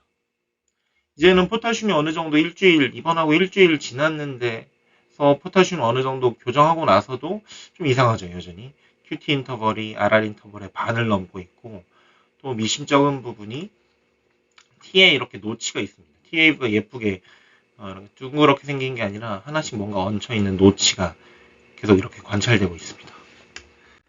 그리고 또 롱QT의 문제는 또 똑같은 거의 포타슘 레벨인데 어떨 때는 이렇게 QT 인터벌이 거의 정상에 가깝게, 여기도 약간 길어 보이긴 하지만 거의 정상에 가깝게 돌아오는 경우도 있습니다. 그래서 이랬다 저랬다, QT가 어느 날은 길었다, 어떤 때는 되게 짧아졌다, 이런 양상을 보였습니다. 그렇다면 롱QT 신드롬을 저는 의심했고 그래서 ICD를 삽입하게 되었는데, 왜냐하면 롱QT 신드롬의 경우는 베타블로커를 잘 들인다 하더라도 14%는 다시 한번 이런 카디악 어레스트가 재발하는 경우가 있습니다. 그래서 이미 롱QT 신드롬이고 카디악 어레스트의 서바이벌하면 무조건 ICD를 넣을 것을 권고하고 있습니다. 롱QT 신드롬을 어떻게 진단하냐면 이런 진단 점수 체계가 있습니다. 그래서 제일 중요한 건 어쨌든 QT가 포타슘이든 뭐든 큰 문제가 없는데 길어진 거. 이미 이분은 QTC가 계산해보면 500, 600을 넘을 때도 있어서 사실 이미 3.5점을 채웠고 톨사대빵 발생했고 TAV에 노치가 있었습니다. 예전에 싱코피는 없었고 생각보다 이런 패밀리 스토리가 하나도 없었습니다. 아버지, 어머니, 뭐 다른 가족들 전혀 패밀리 스토리가 없었고, 이 결과가 미리 나왔다면 사실 좀 삭감을 막을 수도 있었을 텐데 패소제닉 뮤테이션 결과는 한두 달 걸리기 때문에 환자는 퇴원해야 되는데 멀쩡해져서 이제 멘탈도 다 깼고 퇴원해야 되는데 또 ICD를 안 넣을 수 없기 때문에 이 경우는 제가 ICD를 강행했습니다. 롱QT에 대해서 조금 더 말씀드리면 대표적인 타입 10몇 가지가 있긴 하지만 롱QT 1, 2, 3가 제일 대표적인 타입이고, 타입에 따라서 조금 이를 일으키는 패소제닉한 뮤테이션의 종류가 좀 다릅니다. 그래서 스페시픽한 트리거가 이 타입에 따라서 다른데 이걸 외워두면 약간 가끔씩 유식한 척하는데도 좀 도움이 되고 실제로 환자를 감별하는 데도 도움이 되는데, 운동하고 이렇게 흥분할 때 발생하는 롱QT 타입 1, 또 생각해 이모셔널 스트레스, 갑자기 뭐 깜짝 놀라거나 특히 어디 공연장 가서 쓰러지거나 아니면 알람 소리, 휴대폰 알람 소리 깜짝 놀라면서 어레스트가 나는 롱QT 타입 2, 되게 TAV도 되게 이렇게 플래트닝 된 것을 볼 수 있죠. 롱QT 타입 1은 이렇게 약간 TAV가 이렇게 톨티를 좀 관찰되고, 롱QT 3는 오히려 자다가 그래서 롱큐티가 항상 흥분할 때만 발생한다고 알고 계실 수도 있는데 자다가 발생하는 롱큐티 3도 있습니다. 이 경우는 제가 에이시메트릭한 T웨이브가 되게 뒤로 빠져 있는 것을 볼 수 있습니다. 그래서 환자의 심전도랑 거의 비슷하게 지금 보시면 이렇게 큐티가 길어진 상태에서 T 위에 PVC가 얹히면서 톨사대병이 발생하는 것을 볼 수 있습니다. 그래서 환자는 저는 ICT를 강행했고 베타 차단제를 논셀렉티브한 베타 차단제가 모든 롱큐티 환자에서 레코멘데이션 되기 때문에 베타 차단제를 드렸습니다.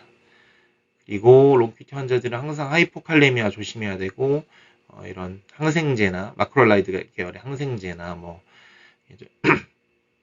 그런 안티사이코틱스 같은 약제들 이런 큐티 프롤롱잉 메디케이션 퀴놀론 이런 것들을 좀 조심해야 된다고 항상 교육을 해야 됩니다.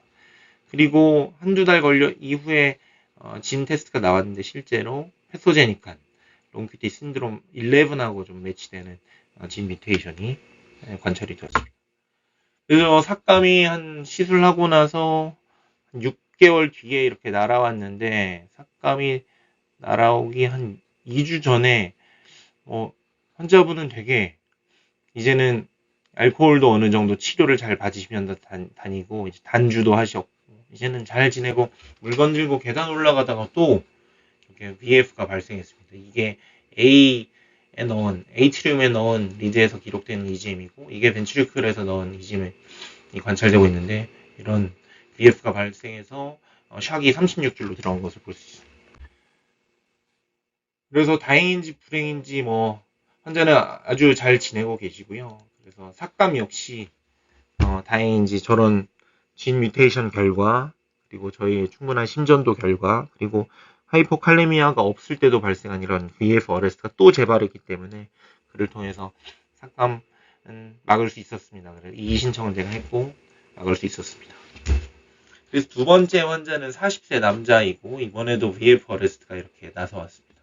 이번에는 히스토리가 수면이죠. 그래 아까 롱큐티 타입 3가 수면 도중에 나타난다고 했는데 하는 신음소리 내다가 VF가 발생했고 혼자한다고 왔을 때 ST 엘리베이션이 되게 심합니다. 근데 이때는 저희가 NGO를 하진 않았습니다. 왜냐하면 조금 있다 보니까 심전도가 딱 이렇게 뵙겠습니다.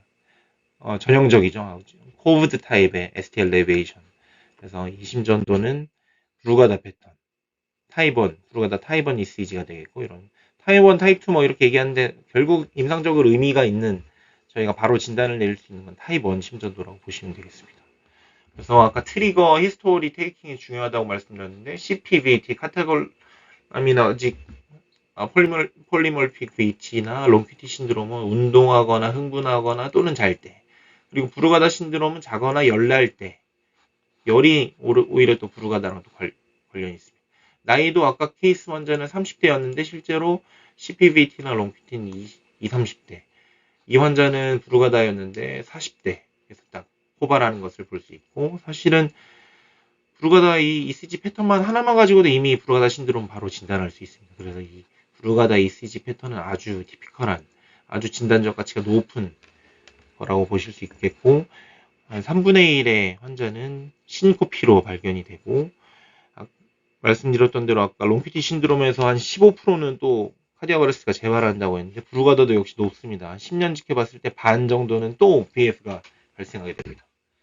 그래서 이 브루가다의 환자에서는 약물 치료는 퀴니딘이라는 약을 드리게 되고 이 경우 이걸 드시고 있으면 이 환자는 브루가다 관련된 뭔가 문제가 있겠구나 볼 수 있겠고 또 이렇게 ICD까지 삽입하고 갔지만 역시나 아까 50%가 VF가 또 재발할 수 있다고 말씀드렸는데 VF가 재발해서 또 이렇게 19줄 ICD 샥이 들어가고 나서 터미네이션이 된 것을 볼 수 있습니다.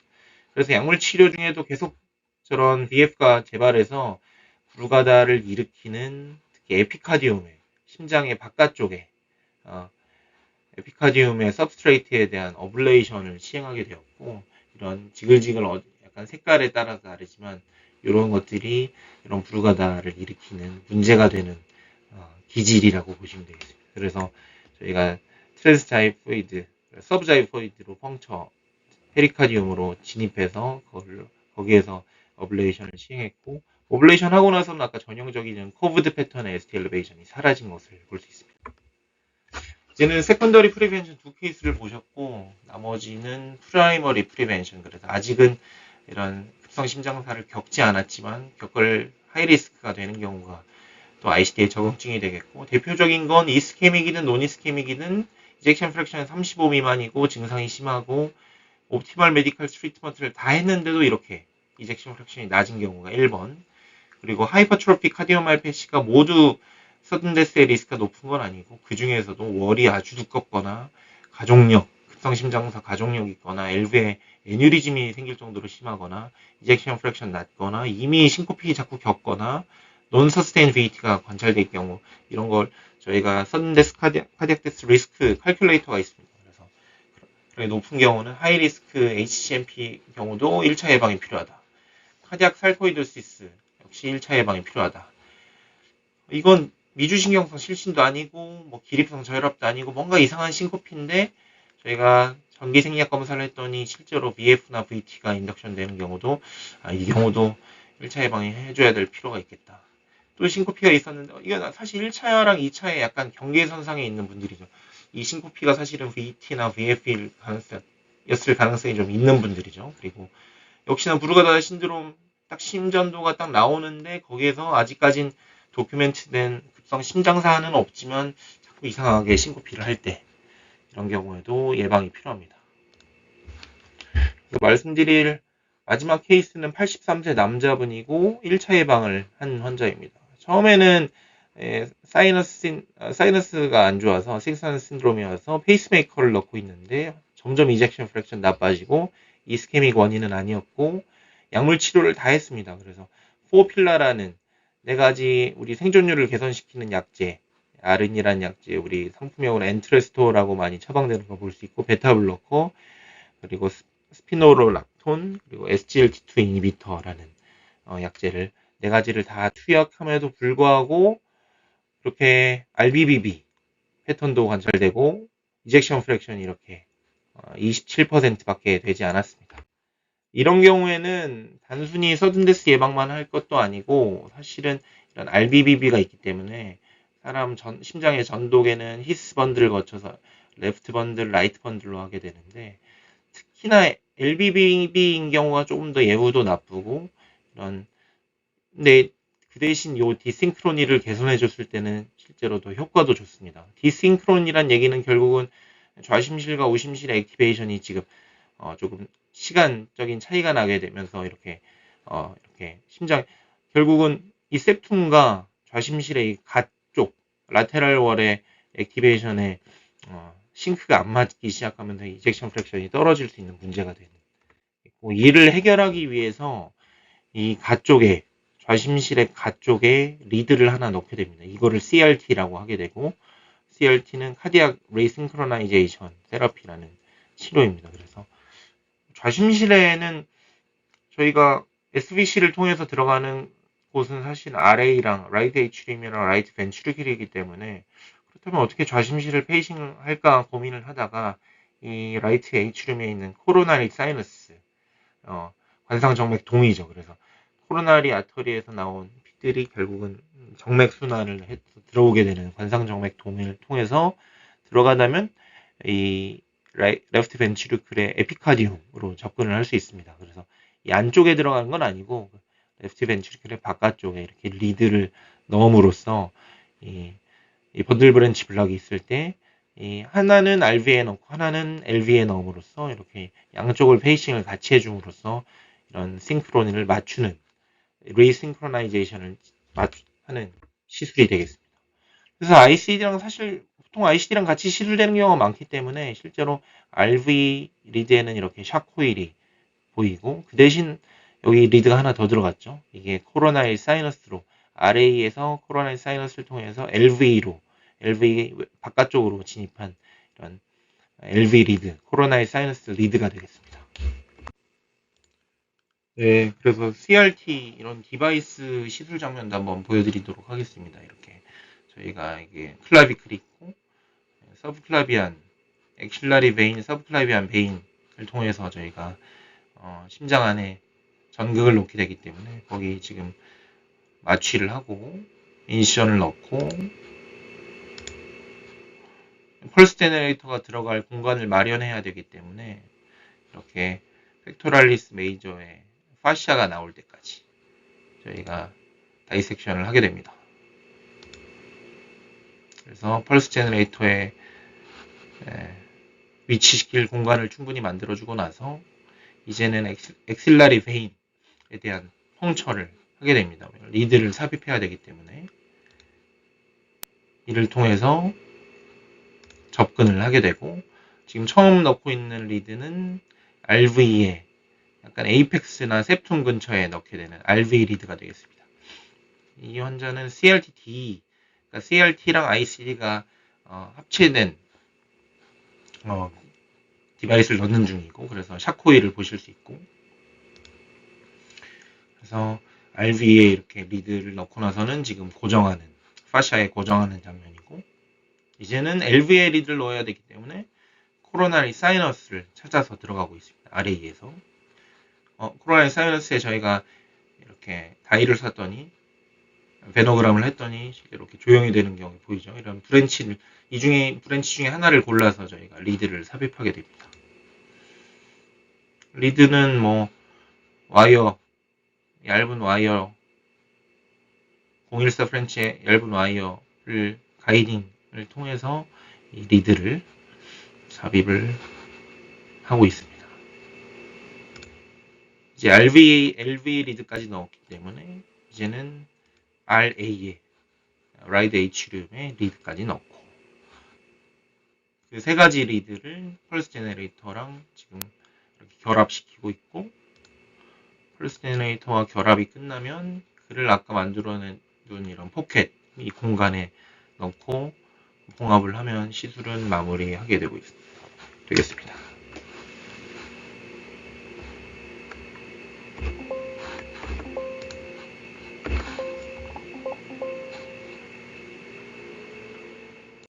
CRT를 임플란테이션 하고 나서의 심전도고, AVR만 보셔도 이게 CRT 페이싱이 하고 있구나를 어느 정도 알 수 있는데, AVR이 포지티브라는 얘기는 AVR이 가슴 중앙에서 오른쪽 팔 쪽으로 올라가는 벡터이기 때문에, 이게 포지티브라는 얘기는 반대에서 왼쪽 아래에서 오른쪽 위로, 사람 왼쪽 아래에서 오른쪽 위로 올라가는 벡터로 페이싱이 되고 있구나를 알 수 있습니다.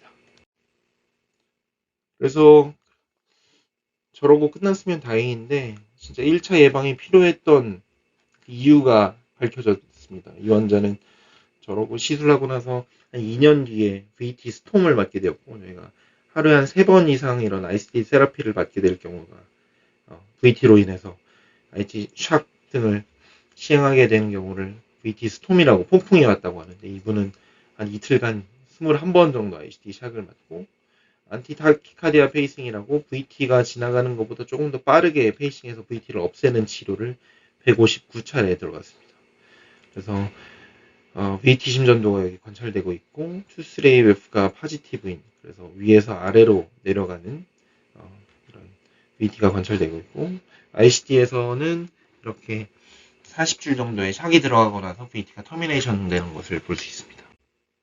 ATP 말씀드렸는데, 이번에는 샥이 들어가기 전에 한번 이 VT보다 조금 더 빠르게 ICD를 페이싱함으로써 주변을 부르기로 만들고 VT를 터미네이션 시키는 전법인데, 그 ATP를 통해서도 이렇게 터미네이션 되는 것을 볼 수 있습니다.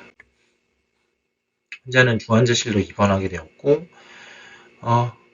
83세가 제일 문제가 되었습니다. 그래서 아미오다론 등의 모든 약제도 쓰고 했지만 계속해서 이렇게 샥이 21번 정도 들어갈 정도로 발생했기 때문에 세데이션도 시키고, 세데이션 시키는 것만으로도 VT 스톰에서 꽤 잠재우는 효과가 있습니다. 그리고 메카니컬 벤틸레이션을 시작했는데, 어차피 이식을 위한 대상도 되지 않고 그렇기 때문에 이런 VT 어블레이션 중에 위험성은 아주 높은 것으로 판단되긴 했지만 어쨌든 방법이 없어서 어블레이션을 시행하였고, VT를 만들어 놓고 어디서 생기는지 잡기는 것은 혈압이 50밖에, VT일 때는 혈압이 5, 60밖에 안 되기 때문에 너무 어려워서 그냥 사이너스 리듬일 때 심장에 어느 곳에 조직에 문제가 있고 흉터가 있는지 이 서브스트레이트 매핑을 하였고, VT는 두 가지 몰폴로지가 나왔는데, 이 두 가지 몰폴로지의 VT가 어떻게 리엔트란트 타키카디아라는 결국 어떤 회로를 통해서 포컬한 곳에서 나오는 게 아니라 이렇게 돌고 있다는 뜻인데, 주로 이렇게 스카 주위, 환자의 심장에 스카가 있다면 그 스카 주위를 이렇게 타고 돌게 됩니다. 그래서 실제로 VT1과 VT2 모드 저희가 매핑을 했을 때는 빙글 돌듯이 도는 것을 볼 수 있고, 다행스럽게도 저희가 어블레이션, VT가 가는 상태에서 카테터를 갖다 대고 어블레이션을 했는데, 어블레이션을 하는 도중에 VT가 약간 사이클 랭스가 길어지더니 이렇게 터미네이션 되는 것을 볼 수 있었습니다. VT2 역시 좀 더 이번엔 더 와이드한 VT죠. 그래서 두 번째 인덕션 됐던 VT가 이 근처에서 안테리어 사이드에서 LV의 베이살 엔터리어 사이드에서 어블레이션 하는 도중에 이렇게 터미네이션 되는 것을 볼 수 있었습니다. 그래서 이 환자는 다른 문제 없이 잘 퇴원하셨고, 그 이후에는 지금 VT 재발 없이 잘 지내고 계신 1차 예방을 시행했던 환자가 되겠습니다. 그래서 오늘 말씀드렸던 내용 요약해보면, ICD의 적응증은 2차 예방과 1차 예방이 있다.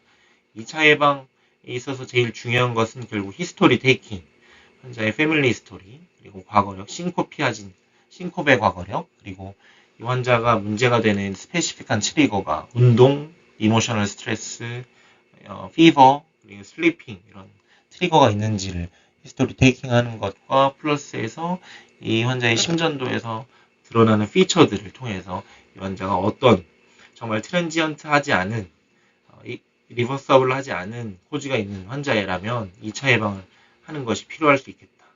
1차 예방은 대부분은 하펠리오입니다. 1차 예방은 약을 충분히 씀에도 불구하고 이젝션 프랙션이 낮거나 하이퍼트로피 카디오마이오패시의 하이 리스크인 경우는 주로 1차 예방을 시행하게 됩니다. 네, 제가 말씀드릴 내용은 여기까지고요. 오늘 경청해 주셔서 감사합니다.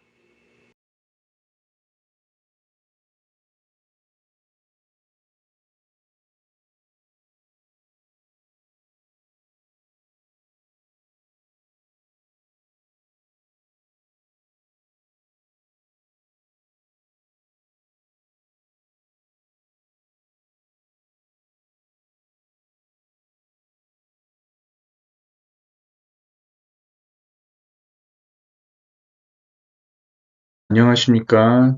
저는 인하대병원 응급의학과 김태윤입니다. 이번 내용은요, 그 SVT에 대한 내용을 이제 해보도록 하겠습니다. 사실 SVT는 저희가 되게 자주 흔하게 이제 접하죠. 응급실에서 일하시다 보면은 젊은 사람들이 갑자기 이제 가슴이 뛰어서 오게 되고요. 이 팔피테이션을 와서 결국 뭐 SVT가 이제 진단이 돼서 아데노신 주고 이제 회복이 돼서 퇴원하시는 경우 엄청 많이 보게 되는데요. 예. 이거에 대해서 이제 뭐 제목이 이제 완전 정보이긴 하지만 오늘 그 들으시는 선생님들 이제 대상으로 아주 간략하게 손쉽게 제가 이제 강의를 한번 준비를 해봤습니다. 사실 처음에 이제 요청을 받았을 때 되게 난감했어요. 아, 이거 어떻게 준비를 해야 될까? 그냥 SVT, 심전도 찍고 SVT면은 아데노신 주면 끝 아닌가? 이렇게 생각을 했는데요. 저도 그래서 한번 좀 더 공부를 좀 해봤고요. 그래서 그거에 대해서 아주 간략하게 어떻게 진단을 내리고 어떻게 이제 가이드라인대로 어떻게 저희가 잘 할지 그런 거에 대해서 한번 말씀드리겠습니다. 다음과 같은 개요로 진행하겠습니다. 정의 및 임상적 특징 첫 번째로 그렇게 얘기를 드릴 거고요. 진단은 어떻게 내릴 것인가, 이 몰폴로지컬하게 어떻게 구분을 지을 것인가 그런 거에 대해서 얘기를 좀 드릴 거고, 세 번째로는 가이드라인하고 알고리즘에 대해서 얘기를 드릴 거고, 마지막으로 치료에 대해서 말씀드리겠습니다. 정의 및 특징이죠. 우리가 첫 번째로 이제 그 SVT라고 하면은 그 상심실성 빈맥이죠. 이 심장이 이제 상부에서 생기는 그 빈맥을 말씀을 드립니다. 먼저 이제 빈맥을 또 한 가지 얘기를 드리자면은 우리가 심전도를 찍어서 궁금자가 하나, 둘, 세 개까지 얘기를 하죠. 그래서 이 사이는 이제 정상 맥박이라고 하고 여기까지가 빈맥이라고 얘기를 하죠. 이 빈맥. 흔히 150회 이상으로 많이 오게 되죠. SVT 환자들은요. 그 상심실성, 다시 한번 말씀드리자면 심장 상부에서 생기는 거죠. 엄연히 따지고 보면은 사이너스 리듬에서, 사이너스 노드에 생기는 사이너스 타키카디아가 있을 수 있고, 그리고 이 에이트리움에 생기는 에이트리얼 타키카디아라든지 에이트리얼 플러터, 에이트리얼 피브릴레이션 이런 것들이 있을 수 있고, 제가 오늘 말씀드릴 거는 이 AV 노드 근처에 생기는 뭐 액세서리 패스웨이에서 생기는 AVRT 이런 내용이 있을 수가 있겠습니다. 자, 증상은 어떨까요? 네, 저도 이제 그 PSVT는 아니지만 부정맥을 한번 앓은 적이 있습니다. 저는 API를 한번 앓은 적이 있었는데요. API 전공이 2년차 때 한번 했어요. 예, 이제 아침에 일어났는데 너무 피곤한 거예요. 맥은 너무 빨리 뛰고요. 가슴이 너무너무 두근거리고 쓰러질 것 같고. 근데 뭐 어쨌든 출근을 해야 되니까 당시에 이제 나이트 시프트도 되게 작게 하고요.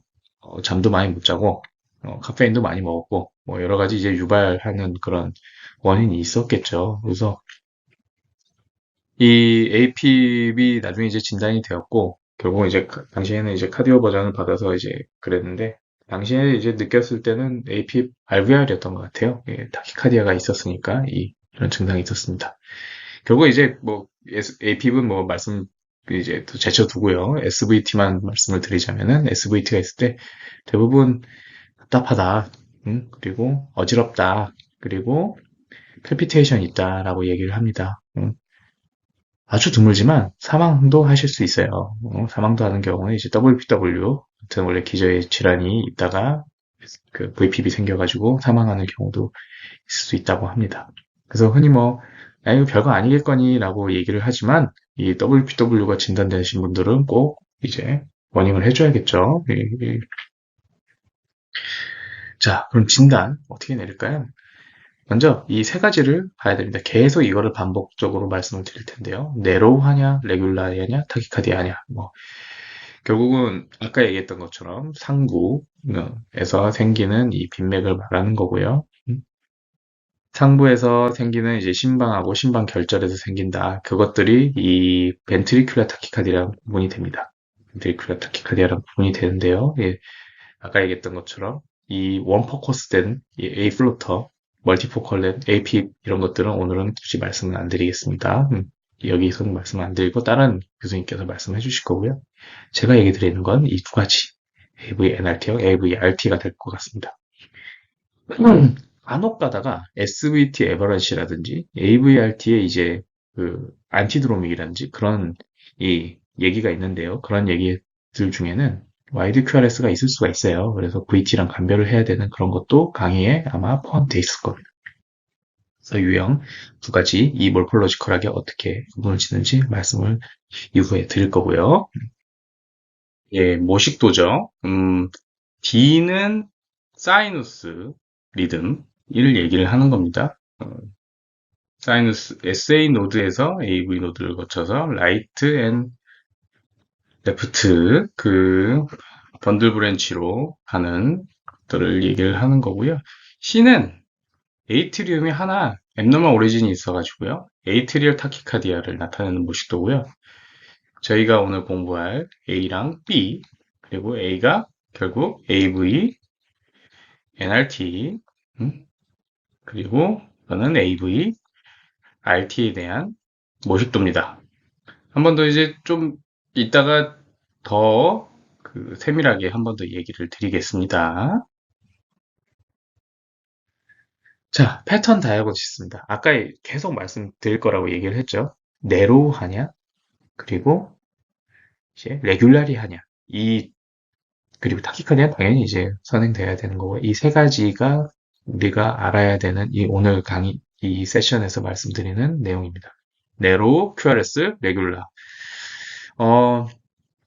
네로우 QRS 이레귤라는 에이트리얼 피브릴레이션이라든지 에이트리얼 플러터라든지 이런 것들이 있을 수 있고요. 와이드 QRS 레귤라리 할 때는 이제 VT인 경우가 대부분이거나 아니면 SVT 에버런시라든지 안티드로믹이라든지 뭐 이런 것들이 있을 수 있겠지만 오늘 내용은 이거 가장 중요한 네로우 QRS 레귤라리다.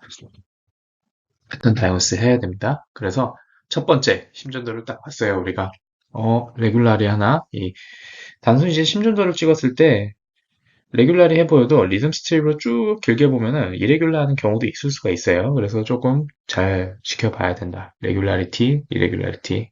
흔히 옛날에 이제 Q, 맥, PPQ, 규칙적이냐, 맥박수는 몇 회냐, P가 보이냐, PQRS가 어떻게 돼 있냐, 이런 식으로 이제 심전도를 접근하라고 저희가 이제 심장 연구에 예전에 뭐 소방 관련 그쪽에도 강의할 때 이게 얘기를 항상 했었죠. Q, 맥, PPQ. 자, 그 다음, QRS가, 윗스가 어떻게 되느냐? 세 칸이죠. 세 칸보다 안에 있느냐, 바깥에 있느냐, 좁아져 있느냐, 넓어져 있느냐. QRS가 좁아져 있으면은 당연히 상심실성, 심실을 기반된 이제 그 오리진이 아닐 것 가능성이 있다. 만약에 QRS가 넓어져 있다, 그러면은 심실에서 올라오는 그런 부정맥이 가능성이 있다. 그래서 QRS 윗스를 확인하게 돼야 됩니다. 그래서 120초, 0.12 세컨이냐 이게 확인해야 된다고 합니다. 자, 피파가 어디 있느냐? 피파가 안 보이냐? 아니면은 피파가 QRS 뒤에 있느냐? 피파가 잘 보이게 되면은 잘 보이게 된다 그러면은 이거는 그냥 사이누스 리듬일 가능성이 높다. 사이누스 리듬이고 혹은 에이트리얼 타키카디아일 경우가 있겠다. 다만 피파가 안 보인다. 피파가 QRS에 숨어 있거나 아니면 QRS 뒤쪽에 있거나 그런 경우 아니면은 좀 RP 인터벌이 좀 길어져 가지고 이상한 데에 박혀 있다거나 그런 경우에는 AV NRT, AV RT 한 번 더 확인해 봐야 된다. 피파가 어디 있는지 확인해 줘야 된다는 거죠. 그래서 어프로치는 다음과 같습니다. 먼저 QRS의 내로 QRS인지 한 번 더 확인을 해주고요. 그 다음에 레귤라리티, 이레귤라리티에 확인을 해줘야 됩니다. 만약에 이레귤라하다, 그러면 APB라든지 제가 걸렸던 APB라든지 에이트리얼 타키카디라든지 호흡기 질환이 있는 MAT라든지 이런 것들을 확인을 해볼 수가 있고요. 레귤라리 타키카디아다 그러면은 피파를 확인하게 됩니다. 피파가 어디 있어? 피파가 없네? 그러면은 AV NRT일 수도 있겠다. 우리가 얘기하는 PSVT 중에 AV NRT 만약에 보인다. 피파가 보인다. 그러면은 에이트리얼 레이트가 벤트리큘 레이트보다 빠르냐? 피파가 좀 더 많아? 그러면은 에이트리얼 플러터, 에프카디아 뭐 이런 것들을 확인할 수 있겠고요. 그렇지 않다. 이상한데 RP 인터벌을 확인하게 되는 거죠. 이런 식으로 저희가 알고리즘을 통해서 몰폴로지컬하게 파인딩을 해줘야 됩니다. 그래서 width, regularity, p wave, clue 확인을 하는 그런 시퀀스대로 어프로치를 하게 되는 거죠. 자, 그래서 강론이죠. 우리가 AV NRT도 종류가 있는데 커먼한 이제 AV NRT만 말씀을 드릴 거예요. 왜냐면 되게 헷갈리니까요. 예. 만약에 오늘 그 강의가 좀 더 이제 시간이 여유롭고 만약에 더 딥하게 들어가게 된다면 대단히 이제 어려울 거예요. 그래서 아주 흔한 것들 그리고 임상에서 자주 보게 되는 것들 위주로 이제 했습니다. 먼저 심전은 원래 이제 정상인 패스웨이는 이런 식으로 패스트 패스웨이로 이게 AV 노드거든요. 패스로 이런 식으로 이제 가게 되죠. 이 패스트 패스웨이는 빠른 대신에 부름기가 길어요. 부름기가 길고요. 슬로우 패스웨이는 느린 대신에 부름기가 짧습니다. 근데 이런 특성을 가지고 있었는데 만약에 어디선가 이제 심방에서 조기 수축이 한번 팡 하고 때렸는데 원래는 이런 식으로 가던 이제 심장이 여기서 이제 부름기가 돼 있는 거죠. 부름기가 돼 있으니까 얘네가 어디로 가요? 슬로우 패스웨이로 가게 됩니다. 슬로우 패스웨이로 쭉 가요. 가는 전기가 이제 가다가 여기 패스트가 이제 슬슬 이제 부름기가 풀리게 되는 거죠. 그래서 뒤로 한번 더 다시 가게 됩니다. 뒤로 가게 돼가지고 역행성 피파가 생기게 되거나 아니면 QRS 여기서 이제 심장이 뛰고 있으면 벤트리클이 뛰게 되면은 QRS 안에 속해져 있는 경우가 있겠죠. 그러다가 다시 이쪽으로 가게 되는데 이때쯤에 이제 슬로우 패스웨이에서 분기가 작기 때문에 다시 이쪽으로 흘러가게 되죠. 결국은 AV 노드의 리엔트리 서킷이 빙글빙글 돌게 돼가지고 PSVT가 생기게 되는 거죠. 이제 Common Pathway, Common AV NRT의 이제 특징이고요. 그래서 결국은 음성 피파가 QRS 공과 동시에 혹은 끝부분에 보이게 되는 그런 원리를 설명을 해드리는 겁니다. 자, 그래서 티피컬한 AV NRT, 슬로우 패스트 90%가 이제 이런 경우가 있겠고요. 그래서 리드2에서 슈도 R 웨이브라든지 리드 V1에서 슈도 R 웨이브 이렇게 이제 슈 S, 슈도 R 이런 식으로 그래서 피파가 QRS 뒤에 붙는 경우도 있고 안 보이는 경우도 있고 이제 그렇게 알고 있으시면 될 것 같습니다. 그래서 몰폴로지컬하게 이 AV NRT로구나 라고 생각을 하시면 되고요. 그 다음 이제 안티드로믹은 얘기를 안 드릴 거예요. 올소드로믹만 얘기는 드리겠습니다. 우리가 이제 액세서리 패스웨이가 하나가 있는 거예요. 원래도 이제 가지고 있는 거죠. 그래서 이 WPW 신드롬처럼 이렇게 델타 웨이브가 이렇게 보이게 되는데요. 그러다가 이런 식으로 쭉 이쪽으로 뒤로 오게 되는 거예요. 그래서 쭉쭉쭉쭉 왔다 갔다 이제 올소드로믹 AV, RT, 리엔트리 타키카디아가 생기게 됩니다. 순차적으로 활성화돼 가지고요. 그래서 RP 인터벌이 이제 숏RP 타키카디아가 생기게 되는 그런 원리게 되겠죠. 피파가 이쪽에. 자, 그래서 RP 인터벌을 좀 보게 되는데요. 그래서 얘가 피파가 여기에 있는 거죠. 알파가 여기 있으니까 PQ, R 웨이브, 알파랑 이렇게 했을 때, 얘가 짧아. 그러면 RP 인터벌이, AV NRT가, 티피컬한 AV NRT가 있을 수가 있겠네. P가 안 보여. 그러면은, QRS 숨어져 있겠다. 그러면은, 결국은 RP 인터벌을 잴 수가 없는 경우, 이제 그 티피컬한 AV NRT가 되겠고요. RP 인터벌이, 짧지만 한 70보다는 좀 커요. 이쪽에 이제 속해 있죠. 그 액세서리 패스웨이에서 나오는 거니까 AV, RT인 경우가 이제 대부분이겠습니다. 근데 RP 인터벌이 조금 더 훨씬 더 길어요. 근데 이제 피파가 좀 이상하게 생긴 거죠. 이렇게 워스트 케이스 이제 이런 경우는 에이트릴 타키카디아인 경우가 있겠다. 그러니까 이 세 가지만 조금 기억을 해주시면 되겠습니다. 오늘 강의에서는요. 자, 그 다음은 가이드라인에 대해서 말씀을 드릴게요. 순차적으로 이제 아주 아하, ERC, 그리고 ERC랑 이제 칼스랑 비슷하고요. 그리고 우리 틴티넬리 교과서 얘기를 드리겠습니다. 아하 가이드라인인데요. 펄스가 있는 아덜트 타키카디아죠. 우리가 흔히 말하는 티피컬하게 150회 이상인 경우에 이제 응급실에 오게 됩니다. 티피컬, 좀 예민하신 분은 그거보다 좀 덜한 경우가 있긴 하겠지만요. 그래서 아이덴티파이 그리고 언더랭커즈를 확인을 하게 되는 거죠. AOA 당연히 ABC 우리 응급이 아까 제일 좋아하는 ABC 확인해야 되죠. 하이폭세면 한수를 주게 되고 카디아 모니터링 해줘야 되고 심전도 찍어야 되고 IV 액세스 해야 되고 심전도 빨리 찍어야 되겠죠. 그 다음에 타키카디아가 지속된자 서스테인드냐, 논 서스테인드냐 뭐 이런 것들도 좀 얘기를 하는데요. 결국은 저희가 얘기하는 거는 이제 서스테인드 계속 지속되는 경우에 이제 얘기를 하는 거고요. 만약에 혈압이 떨어져 있다. 그리고 의식도 없어. 샥심텀이 있어. 막 창백하고 힘들어해. 그리고 가슴이 막 아파해. 하펠리어 증상도 있어. 그러면은 이런 사람들은 카디오 버전을 해줘야 되는 경우입니다. 그래서 좀 재우고. 근데 작년인가요? 재작년인가요? 심전도 연수 강좌에서 애매한 샥이 있죠. 한 80에 한 50 정도 되는데 이 증상이 없어요. 증상은 없는데 이 케이지는 PSVT예요. 그런 경우에 이제 어떻게 해야 되냐 이런 이제 아주 좋은 질문을 해주셨는데 그 심전 부정맥 전문의 선생님이시죠. 노태우 선생님께서 그런 경우에는 아데노신을 좀 써보는 것도 방법이겠다.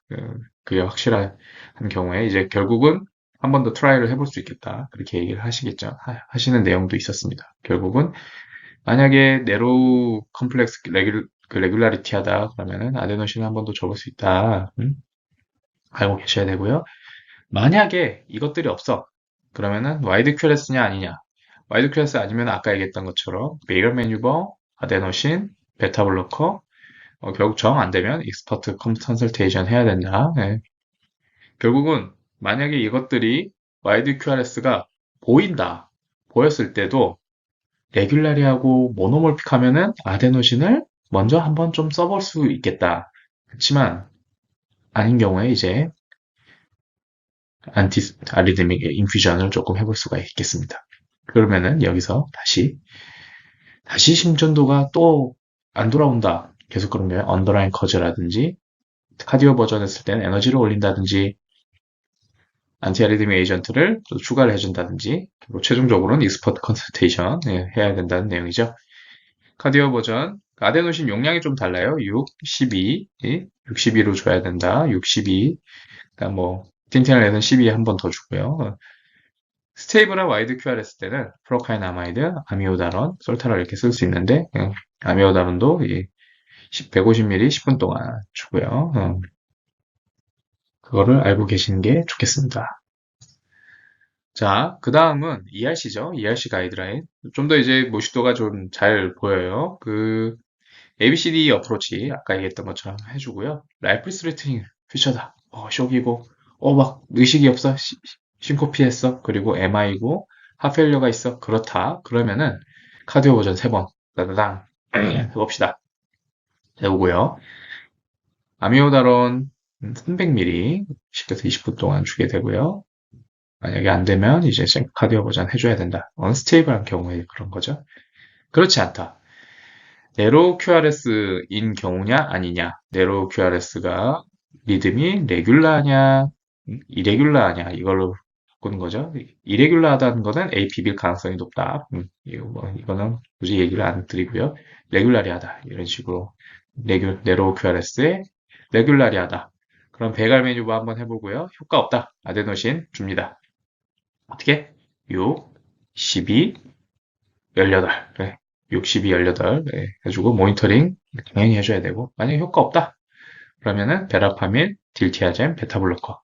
그 다음 효과 없다. 그러면은 카디오 버전 3번. 네. 저도 최근에 좀 경험이 있었어요. SVT인데 혈압이 간당해요. 이제 결국은 이제 60이 주고 이제 카디오 버전을 해가지고 이제 좋아진 케이스가 있었거든요. 자, 그 다음 네로 QRS다. 아까 얘기했던 거 브로드 와이드 QRS 레귤라냐 리레귤라냐 이레귤라 하면은 이 BBB가 있는 APB일 가능성이 있다. 혹은 토사드법인 건 경우는 마그네슘 주면 된다. 이것도 굳이 얘기는 안 하실 거고 이런 식으로 이런 패스웨이로 가야 된다. 알고리즘대로 순서대로 치료를 해야 된다라는 거 알고 계셔야 될 것 같습니다. 칼스죠, 칼스. 칼스 내용인데요. 결국 마찬가지예요. 똑같이 이제 쇼크나 실신이 있느냐, 심근 허혈이 있느냐, MI가 있느냐, 결국은 똑같이 이 치료를 하는 방법이고요. 이거는 교과서 내용인데요. 타키카디아다.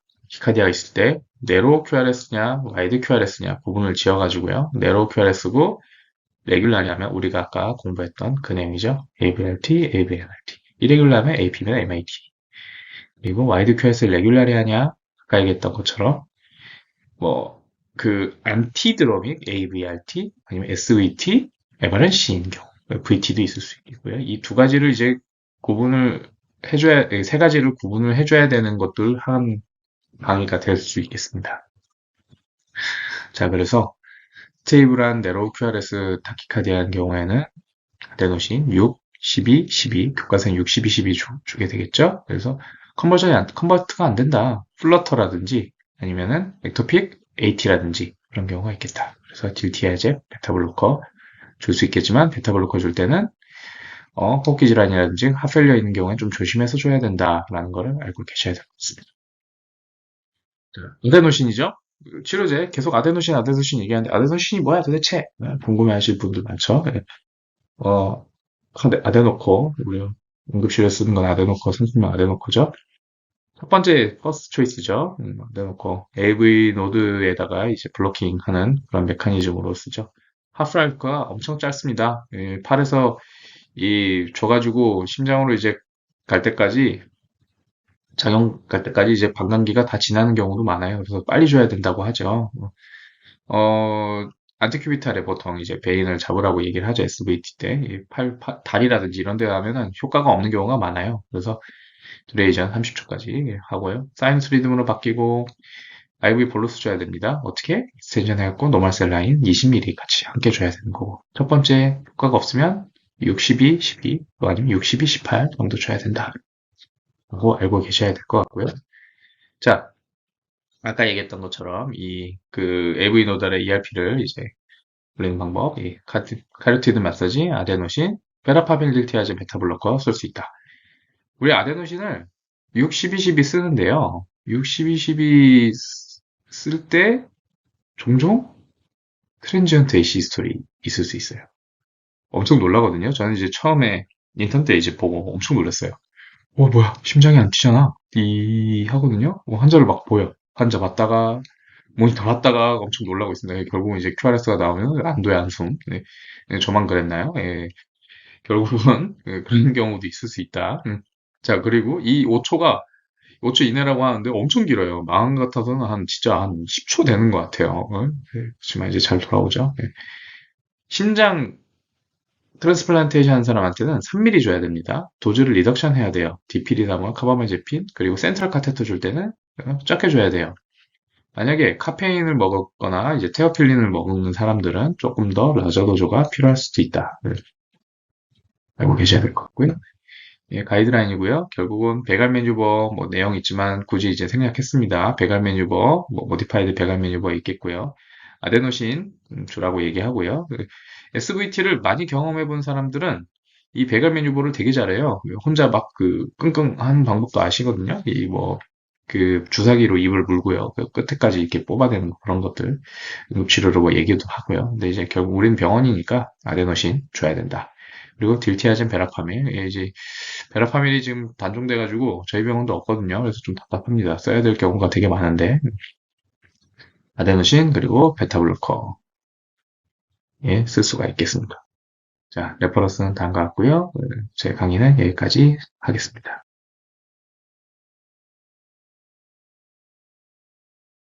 안녕하십니까. 저는 삼성서울병원 수미내과 김주연입니다. 오늘 제가 말씀드릴 내용은 심방세동과 관련된 내용이고 핵심 진단과 치료에 대해서 말씀드리도록 하겠습니다.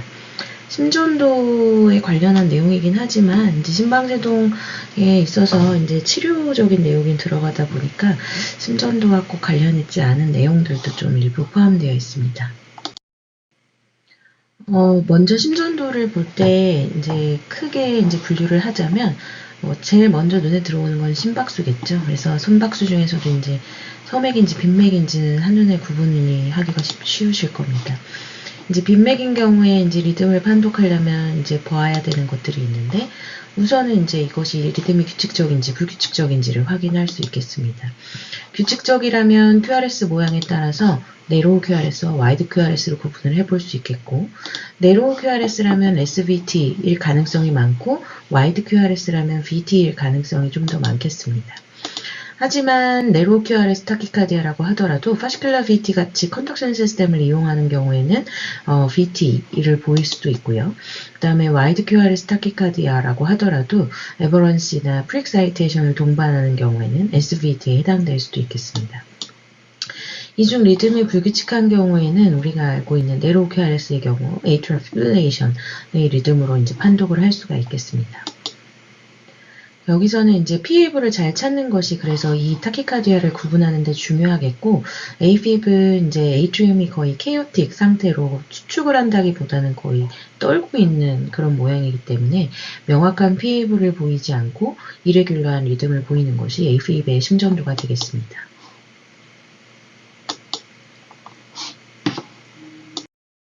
그래서 여기서 보시는 것처럼 이렇게 네로우한 QRS 모양을 보이면서 리듬 자체가 irregular하고 명확한 PAV로 이제 확인하기 어려운 이런 리듬이 atrial fibrillation의 심전도가 되겠습니다.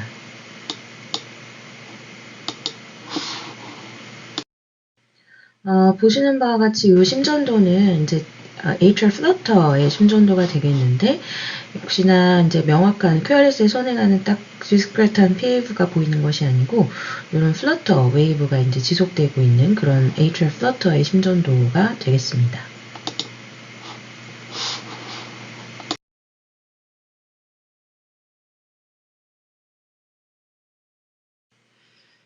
다음 심전도를 보시면 심전도 판독 자체에서도 사이너스 타키카디아라고 명명을 하고 있는데 이것은 실제로는 사이너스 타키카디아는 아니고 플러터의 심전도에 2-to-1 컨덕션, FAV 2개에 QRS 하나가 컨덕션하고 있는 2대1 플러터의 심전도가 되겠습니다.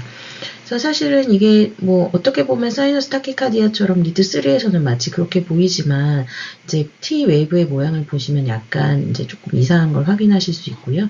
그래서 명확히 확인하시자면 요 QRS를 없애보면 이렇게 플러터 웨이브가 지속되는 것을 확인할 수 있겠습니다. 이게 판독이 이제 어려운 경우에는 사실은 QRS를 조금 없애보면 이게 심전도를 더 파악하기가 쉬운 경우들이 있는데, 보시는 것처럼 아데노신 같은 약제를 쓴다거나 아니면 리듬 스트립을 관찰하고 있을 때 이렇게 QRS가 한 번씩 빠지는 걸 확인하시면 그 사이로 이제 플러터 웨이브가 지속되는 것을 이렇게 확인할 수 있습니다. 심전도에 대한 내용들은 이렇게 좀 간단하게 보았고요. 그 다음에 이제 AFib의 스크리닝, 진단과 또 치료에 대해서 말씀드리도록 하겠습니다.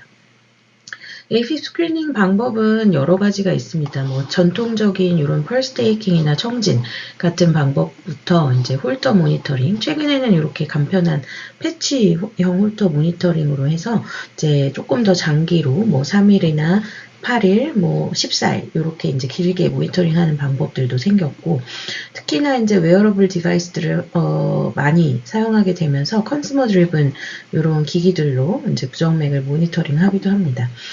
조금 더 인텐시브하게 모니터링이 필요한 경우에는 이런 루프 레코더 같은 거를 삽입해서 리듬을 모니터링하는 방법도 있습니다. 보시는 바와 같이 이제 이런 거대한 심전도에서 최근에는 이렇게 휴대가 가능한 이런 디바이스들로 발전이 이루어졌는데, 크게 이제 두 가지로 모니터링을 구분해 볼 수 있겠고, 기본적으로 우리가 사용하는 ECG 베이스드의 메소드가 있겠고, 넌 ECG 베이스드 메소드는 이런 그 PPG 광선을 이용한 이제 펄스를 테이킹 한다거나 아니면은 다른, 그러니까 우리가 사용하는 펄스 팔페이션이나 이런 청진 이런 것이 이제 전형적인 그 non ECG based 메소드 스크리닝 방법이 되겠고, 우리가 웨어러블 디바이스로 찍는 심전도 혹은 텔레모니터링 그리고 전통적인 12리드 심전도들이 ECG based 메소드라고 생각해 주시면 되겠습니다.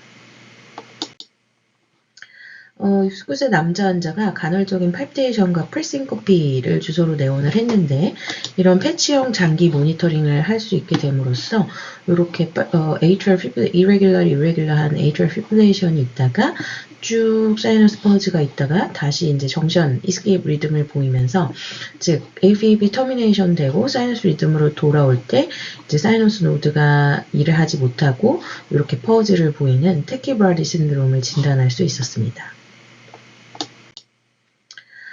실제로 우리가 외래에 내원하는 많은 환자들이 이제 증상이 없을 때 오는 경우가 많습니다. 이제 그럴 때는 정말 그냥 노멀 사이너스 리듬으로 이제 보이는 경우가 많고요. 응급실 상황에서도 증상이 있고 팔피테이션이 있어서 이제 응급실에 내원을 했는데 오다가 좋아졌어요. 대기하다가 좋아졌어요. 이런 증상을 이제 호소하는 경우들도 많이 있으실 겁니다. 그래서 이제 증상이 생겼을 때 가슴이 다시 뛴다고 했을 때 심전도를 얼른 찍어봤더니 atrial fibrillation에 이제 이런 irregular한 리듬을 보여주고 있고, 실제로 이제 홀터 모니터링이나 패치 모니터 검사를 했을 때 이렇게 atrial fibrillation이 있고 사이너스 퍼즈가 있는 타키브라디 신드롬을 또 진단할 수 있는 방법도 있겠습니다. 워치도 사실 요즘에 굉장히 많이 사용을 하고, 실제로 저희가 AFib으로 진료를 받는 환자들 혹은 진단이 잘 안 되는 환자들을 실제로 워치 ECG로 많이 진단하고 치료 모니터링에 사용을 하기도 하는데요. 물론 이렇게 조금 흔들려서 찍히긴 찍혔지만 이런 것을 감안해서 저희가 이제 이런 워치 심전도들은 30초 동안 이렇게 측정을 하게 되거든요. 그래서 환자가 약간 움직여지거나 조금 노이즈가 들어가더라고 하더라도 중간에 이렇게 깨끗한 심전도를 보시면 누가 봐도 심전도 베이스의 AFib이라는 걸 이제 진단할 수 있겠습니다. 하지만 이렇게 싱글리드 심전도는 약간의 단점이 있을 수 있겠는데, 요거는 이제 제가 멀티리드 심전도에서 싱글리드만 이렇게 딱 따온 건데, 보시면은 명확히 F웨이브가 관찰되지는 않지만 리듬을 보면 뭔가 irregular해 보이기도 하고 또 regular해 보이는 부분도 있고 P웨이브가 명확히 잘 보이지 않는 그런 심전도라서 F웨이브의 심전도인가? 라고 이제 생각할 수 있겠고, 실제로 워치를 찍어 오시면 이렇게 조금 판단이 어려운 심전도들이 좀 많이 있습니다. 이거 이제 멀티 리드를 보시면 P웨이브가 잘 보이는 리드를 보시면 이렇게 PL 인터벌이 점점 길어지는 이 세컨 디그리 AB 블럭을 갖고 있는 심전도임을 알 수 있고, 또 보시면 여기에 이제 T웨이브를 비교해 보시면 앞에는 없는 이런 T웨이브에 걸쳐 있는 P웨이브를 볼 수 있고, 요거는 이제 atrial premature complex라고 이제 판독할 수 있겠습니다. 그래서 APC인데 컨덕션이 안 되는 unconducted APC가 나오면서 또 second degree AV 블럭도 있지만 리듬이 irregular해 보여가지고 AFib로 이제 오인할 수 있는 그런 심전도입니다. 그래서 사실은 싱글리드 ECG, 특히나 이제 페이션트, 그러니까 컨슈머 드리븐 이 심전도 측정의 방법은 이런 한계점이 조금 있을 수밖에 없겠습니다. 그래서 이제 뭐 전형적인 12리드 심전도를 검사하는 것이 우리가 이제 확실한 진단을 하는 가장 좋은 방법이긴 하지만 이제 개인 생활 환경에선 측정이 어렵고 뭐 그런 단점이 있고요. 웨어러블 디바이스는 휴대성과 사용성이 뛰어나서 증상이 있을 때 바로 측정할 수 있다는 장점이 있지만 여러 가지 약간 정보가 제한적이고 조금 노이즈가 섞여 들어간다거나 이런 판독에 어려움이 있는 경우들이 있겠습니다. 이식경 사건 기록기는 이제 계속 지속적인 24시간 365일 모니터링을 할 수 있다는 장점이 있지만 침습적이고 이런 코스트 이펙티브니스를 따질 수밖에 없는 그런 방법이 되겠습니다. 그래서 이제 진단의 가치, 그러니까 얼마나 이 환자에게 도움이 될 것인지를 판단을 해서 좀 더 침묵적인 것으로 갈 것인지, 혹은 인텐시브 모니터링을 할 것인지, 아니면은 이제 리스크가 높지 않은 경우에는 뭐 어느 정도의 조금 싱글 타임 포인트의 스크리닝으로 충분할 것인지, 이런 것들을 좀 결정하는 것이 필요하겠습니다. 스크리닝이 얼마나 중요한지를 보여주는 이제 단적인 재미있는 연구가 있는데, 이것이 이제 그 코비드가 한참 유행이던 시절, 코비드가 오기 전과 코비드가 오고 나서 이제 AFib과 스트로크의 발생을 비교한 것인데, 내셔널 락다운이 된 이후로 AFib의 이제 그 진단 자체가 스크리닝이 좀 줄어들면서 처음으로 이제 스트로크로 진단되어서 그 이후에 AFib이 진단되는, 그러니까 즉 AFib을 미리 진단받지 못하고 스트로크 프리벤션을 받지 못함으로써 이런 결과를 보여주고 있다는 이제 재밌는 연구가 있었습니다. 국내에서 이제 작년에 국내 그 부정맥학회에서 AFib 팩트시트를 발행을 했는데, 여기에서도 보시는 바와 같이 이제 대략 6% 가량 AFib이 진단되기 전에 스트로크로 먼저 이제 나타나게 되는 비율이 대략 6% 정도로 아직 사실 줄어들고 있지 못하는 그런 상황에 있습니다.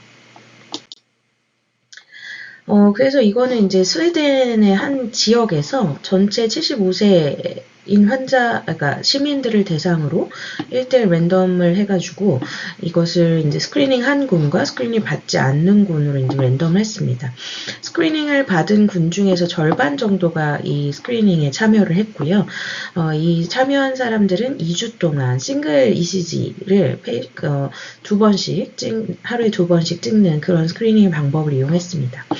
그래서 실제로 이제 스크리닝 군에서도 절반밖에 이제 참여를 하지 않았기 때문에 전체 이스케믹 스트로크나 뭐 올커즈 모탈리티, 그다음에 시비어 블리딩은 뭐 통계적으로 차이가 있긴 있었지만 아주 큰 이득이라고 보기는 어려운데, 실제로 이스케믹 스트로크의 발생률에 있어서는 컨트롤 군이나 그 참여하지 않은 군에 비해서 참여하는 군이 이제 현저히 좀 낮출 수 있는 그런 걸 보여주고 있어서 얼마나 이제 하이리스크 군에서 스크리닝이 얼마나 중요한지를 보여주는 그런 연구 결과가 되겠습니다.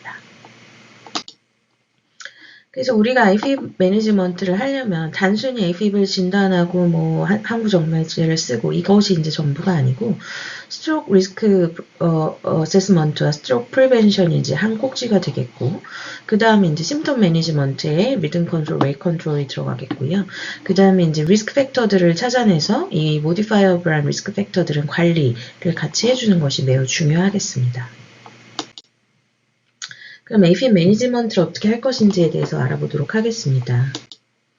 그래서 부정맥의 치료 원칙은 물론 일단 뭐 가장 먼저 해볼 수 있는 건 약물 치료겠죠. 그래서 빈맥은 이제 맥박수를 일단 떨어뜨려 줘야 되고 아예 정상 박동으로 돌리는 그런 방법이 있겠습니다. 그래서 맥박수를 조절하는 방법이 레이트 컨트롤의 스트래티지가 되겠고 항부정맥제를 사용해서 아예 정상 사이너스 리듬으로 돌려주는 것이 이제 리듬 컨트롤의 방법이 되겠습니다. 하지만 이게 다 사실 AFib 프라이머리 원인인 경우도 있지만 그렇지 않은 경우도 사실 많이 있죠. 뭐 전신 컨디션의 저하나 뭐 디하이드레이션, 전해질 이상, 뭐 하이퍼타이로이디즘 이런 걸 이제 동반하면서 빈맥이나 AFib이 같이 생기는 경우도 있기 때문에 그런 이상을 찾아서 뭐 적절한 볼륨 컨트롤을 해주거나 혹은 뭐 사이로이드는 교정을 해주거나 이런 방법이 이제 필요한 경우도 있을 수 있겠습니다.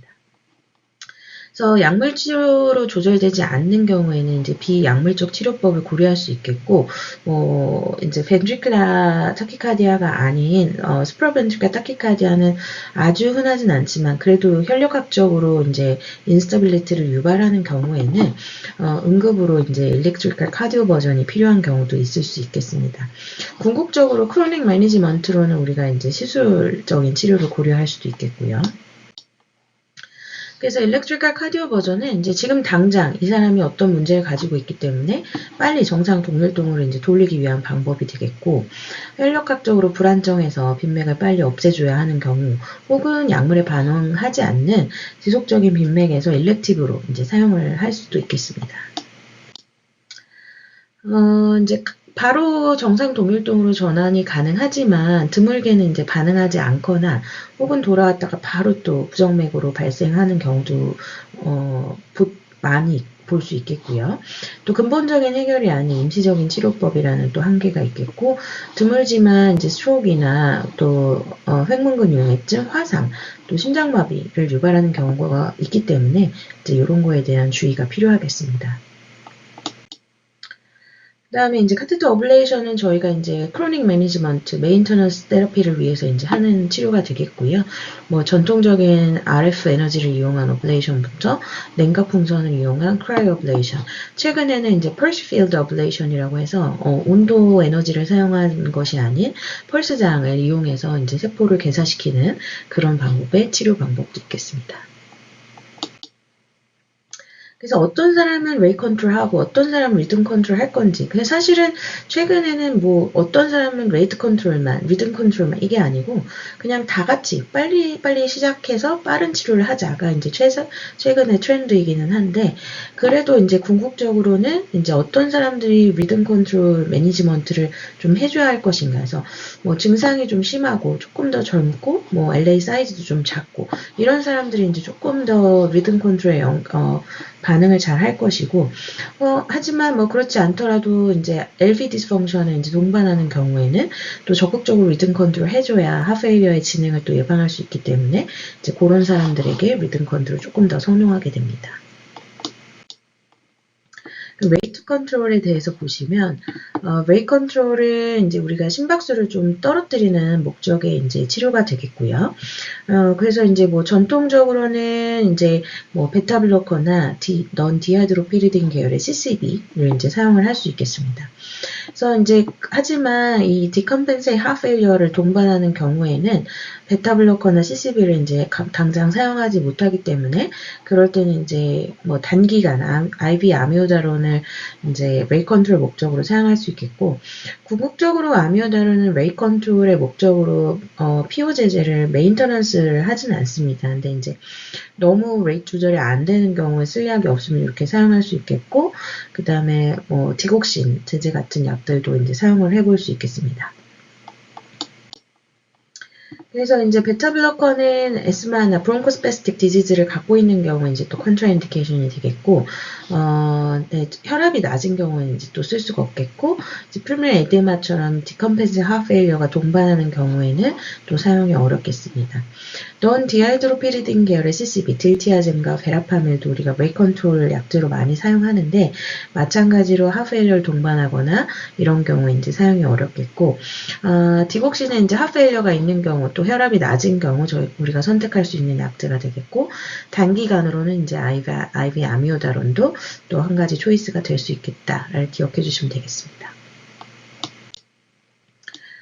리듬 컨트롤 보시면 이제 리듬 컨트롤 결국에는 이제 항부정맥제를 사용해서 정상 동혈동으로 이제 전환을 하고자 하는 건데, 결국에는 이제 심턴 컨트롤을 하려는 게 목적이고, 사이너스 리듬을 유지하고 또 AFib 리커런스를 또 감소시키는 것이 안티아리드믹 에이전트의 목적이 되겠습니다.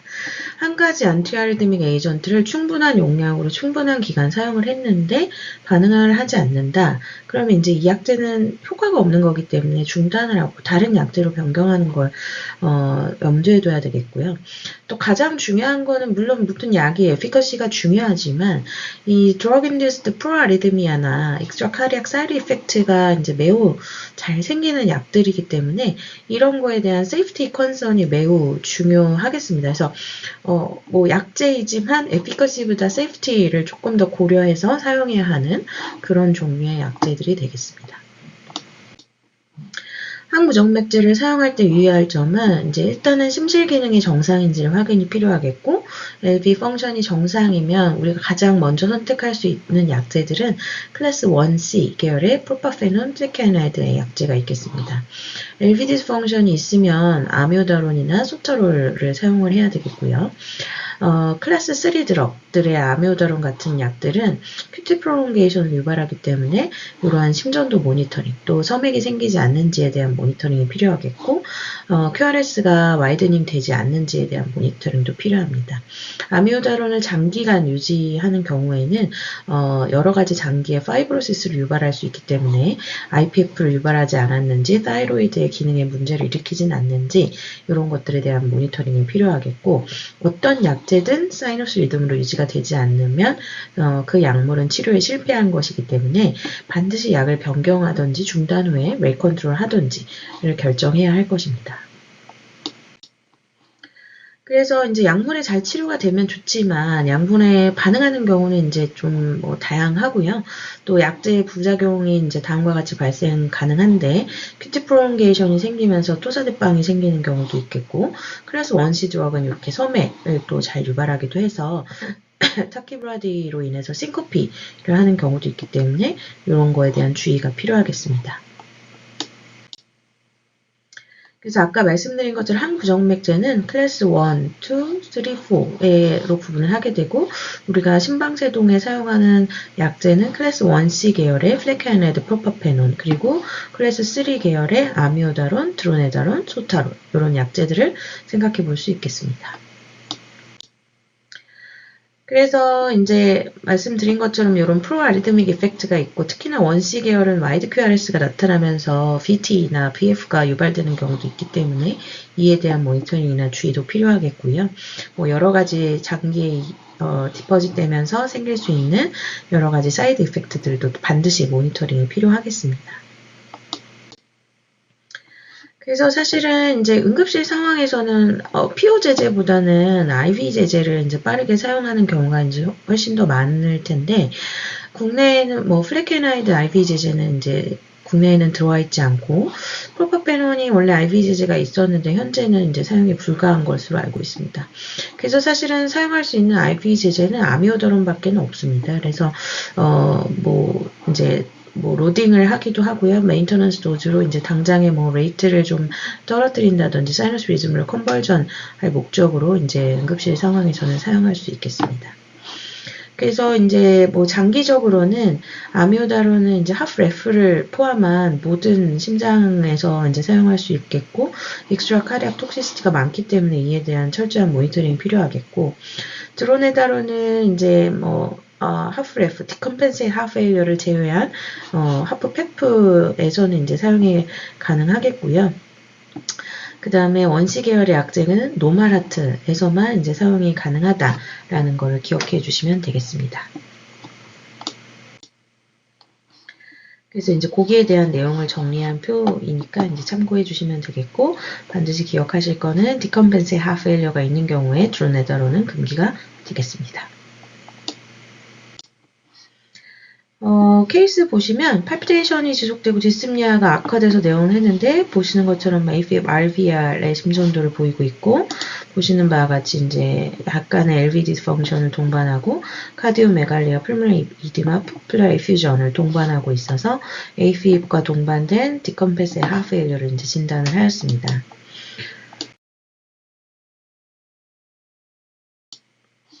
그래서 아미오다론을 투약 후에 이제 사이너스 리듬으로 컨버전이 됐는데, 이제 여기에서 주의 깊게 보셔야 될 거는, 이제 일단은 QT 프롤ongé션이 이제 심하게 있습니다. 그래서 뭐 QTC 값을 보지 않더라도 RR 인터벌의 절반 이상을 넘어가는까지 이제 TAV가 끝나지 않으면 QT 프롤ongé션이 있다고 이제 진단을 해야 되는데, 이제 PVC들이 이제 동반하면서 RONT가 생기면서 이런 폴리모픽 BT가 발생하는 이런 사이드 이펙트가 발생했습니다. 그래서 이때는 반드시 아미오다론을 투약을 중단하고 하이포칼레미아가 동반한다면 빨리 포타슘을 4.5 이상으로 교정해주고, 드물지만 뭐 마그네슘 같은 치료들이 이제 조금 도움이 될 수 있겠습니다.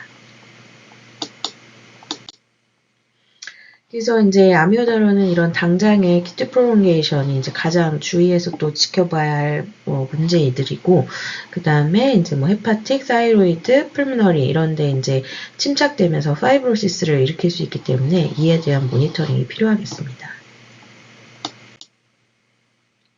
그래서 다음과 같은 부작용들을 일으킬 수 있고, 코니아 케라토패시나 이런 스킨 피그멘테이션도 이제 흔하게 일으킬 수 있는 사이드 이펙트가 되겠습니다.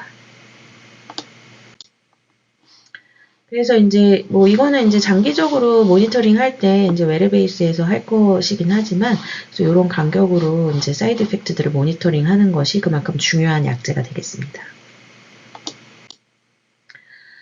보시는 심전도는 뭐 이게 너무 흔들려 찍혔나 라고 생각해 보실 수도 있고, 또 이레귤러한 건가 라고 보실 수도 있겠지만, 사실 보시면 명백히 이제 QRS 앞에 PAV가 이렇게 한 번씩 관찰되고 있습니다. 그래서 요거는 뭐 AFib의 심전도는 아닌데, 보시는 것처럼 RR 인터벌의 절반, 거의 다음 PAV가 시작할 때까지 QT가 이제 길어져 있는 것을 확인할 수 있겠고요.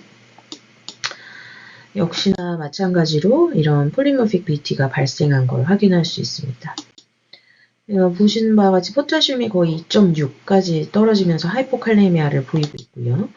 이때 이제 VT라고 생각을 해서 뭐 아미오다론을 더 준다거나 이제 이러면 이제 QT가 더 길어지면서 이런 일들이 더 반복되기 때문에 절대로 아미오다론은 금기가 되겠고, 그 다음에 토사대빵에 이제 하이포칼레미아를 빨리 교정해줘야 되겠고, IV 마그네슘으로 이제 치료를 해줘야 되겠고, 정말 응급 상황에서 교정이 안 된다면 하트레이트를 좀 올려주는 방법이 있겠습니다. 생각보다 굉장히 자주 발견되는 거긴 한데요. 푸어 다이어트나 하이포칼레미아, 그 다음에 다른 모든 약제들, 뭐 안티사이코틱 메디케이션 이런 것들도 다 QT 프롤ongé션을 많이 유발하기 때문에 많이 생길 수 있는 거고, 환자가 보통 이제 시저 라이크 무브먼트를 하면서 오는 경우가 많은데, 리듬 모니터링 해보면 이런 토사대빵이 지나가는 경우들이 종종 볼 수 있게 됩니다. 하프페일리어를 동반한 AFib도 많은데, 앞에서 케이스 한번 잠깐 보여드렸지만 하프페일리어 환자들은 특히 적극적으로 AFib 매니지먼트를 이제 해줘야 되는 그런 환자분들 중에 하나입니다. 그래서 심지어 이제 하프레프인 경우에는 AFib을 카테터 어블레이션 하는 것이 이제 클래스 1 인디케이션으로 올라왔고요. 뭐 약물 치료 없이도 빨리 이제 리듬 컨트롤을 어떻게든 사이너스 리듬으로 돌려주는 빨리 돌려주는 방법이 하프페일리어 매니지먼트에 중요하겠다라는 내용이 되겠습니다. 역시 52세 남자가 호흡곤란으로 이제 내원을 했는데, 보시는 것처럼 AFib RVR이 있고, 뭐 약간의 풀모널 이디마를 동반하고 있고, LV 디스펑션을 같이 동반하고 있습니다. 하프웨일러 매니지먼트와 이제 볼륨 컨트롤 해주고 아미오다론을 쓰고 카디오 버전을 했더니 이렇게 카디오메갈리가 호전되었고 LV 펑션도 이제 호전된 이런 상황을 볼 수 있어서 하프웨일러 매니지먼트가 얼마나 리듬 컨트롤과 하프웨일러 매니지먼트가 이런 상황에 매우 중요한 것을 알 수 있는 전형적인 케이스가 되겠습니다.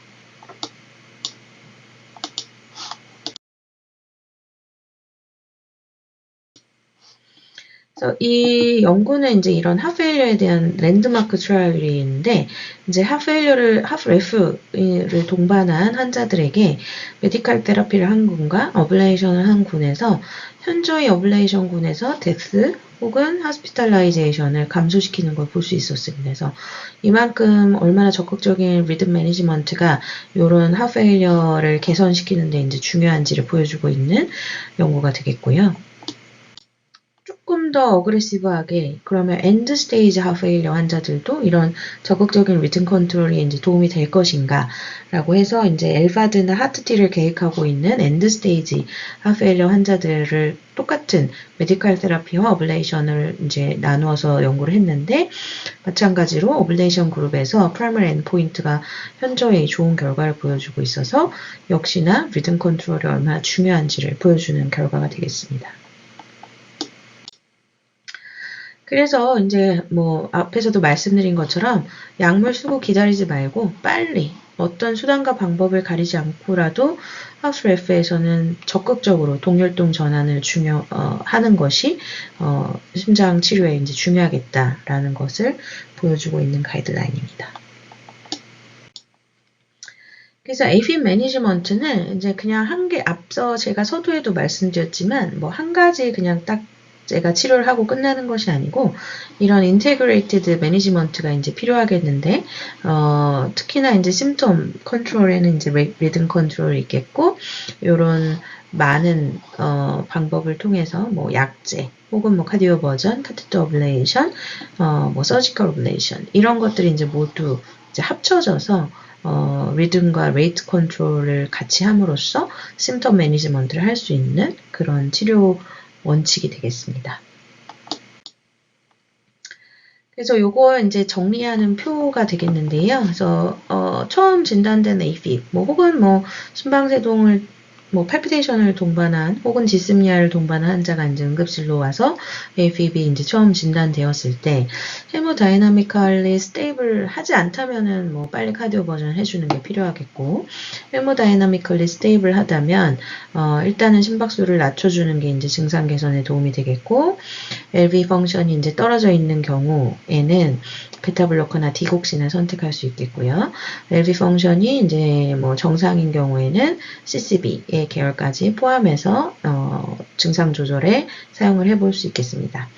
그리고 이제 뭐 카디오 버전 그 심토마틱 퍼시스턴트 AF에서는 이제 카디오 버전을 롱텀하게도 고려해 볼 수 있겠고, 이제 약제들, 다른 리듬 매니지먼트 약제들을 사용하면서 이제 사이언스 리듬으로 컨버전 되는지를 이제 관찰해 보는 그런 방법도 있을 수 있겠습니다. 네, 경청해 주셔서 감사합니다.